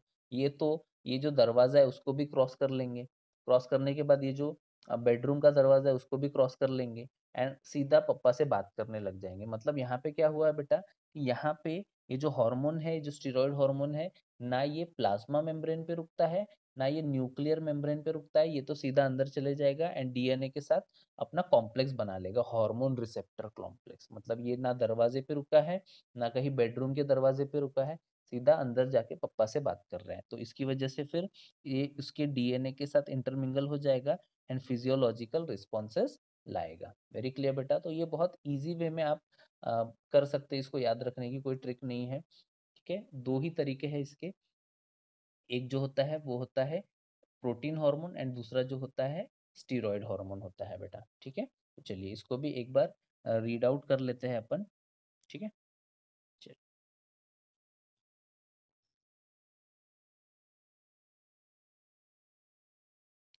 तो इसमें देखते हैं बेटा, mechanism of hormone action, hormone produce their effect at target organ by binding to specific hormones receptor, ठीक है। अब ये जो हार्मोन रिसेप्टर है, हो सकता है कि वो मेम्ब्रेन पे हो, या हो सकता है वो डीएनए पे हो। मतलब इसका जो रिसेप्टर है, हो सकता है वो दरवाजे पे हो, या हो सकता है उसका सीधा बेडरूम में हो। तो अगर वो प्रोटीन नेचर का होगा, तो उसका कहाँ पे होगा रिसेप्टर, ऑन प्लाज्मा मेम्ब्रेन। अगर वो स्टीरॉयड नेचर का है, ठीक है, या फिर थायराइड नेचर का है, ठीक है, थायराइड हार्मोन वगैरह होगा, वो भी अंदर जाके ही काम करते हैं, ठीक है। तो इसको देख लेते हैं बेटा एक बार, ठीक है, चलिए तो इसको देख लेते हैं बेटा। Hormone produce their action by specific hormone receptor, ठीक है, located on the target tissue only. Hormone receptor present on the cell membrane, मतलब प्लाज्मा मेम्ब्रेन पे होगा, तो they are membrane bound receptor होंगे and they are present inside the target cell called intracellular receptor. ठीक है, तो इसमें आपको पता है बेटा कि जो कुछ होते हैं ऐसे कि जो उनका मेम्ब्रेन बाउंड होता है बेटा, एंड कुछ जो ऐसे होते हैं कि उसका जो इंट्रासेलुलर रिसेप्टर होता है, मतलब यही बात होगी, किसी का मेम्ब्रेन पे होगा रिसेप्टर और हो सकता है किसी का न्यूक्लियस के अंदर हो। ठीक है, तो सिचुएशन डिपेंड करती है। पहली बार जो हुआ है, पहली बार जो मेम्ब्रेन बाउंड है मतलब पोस्टमैन आया है, एंड दूसरी बार जो है वो पापा के फ्रेंड आए हैं, स्टीरॉयड हार्मोन। ठीक है, चलिए तो इसको देख लेते हैं बेटा।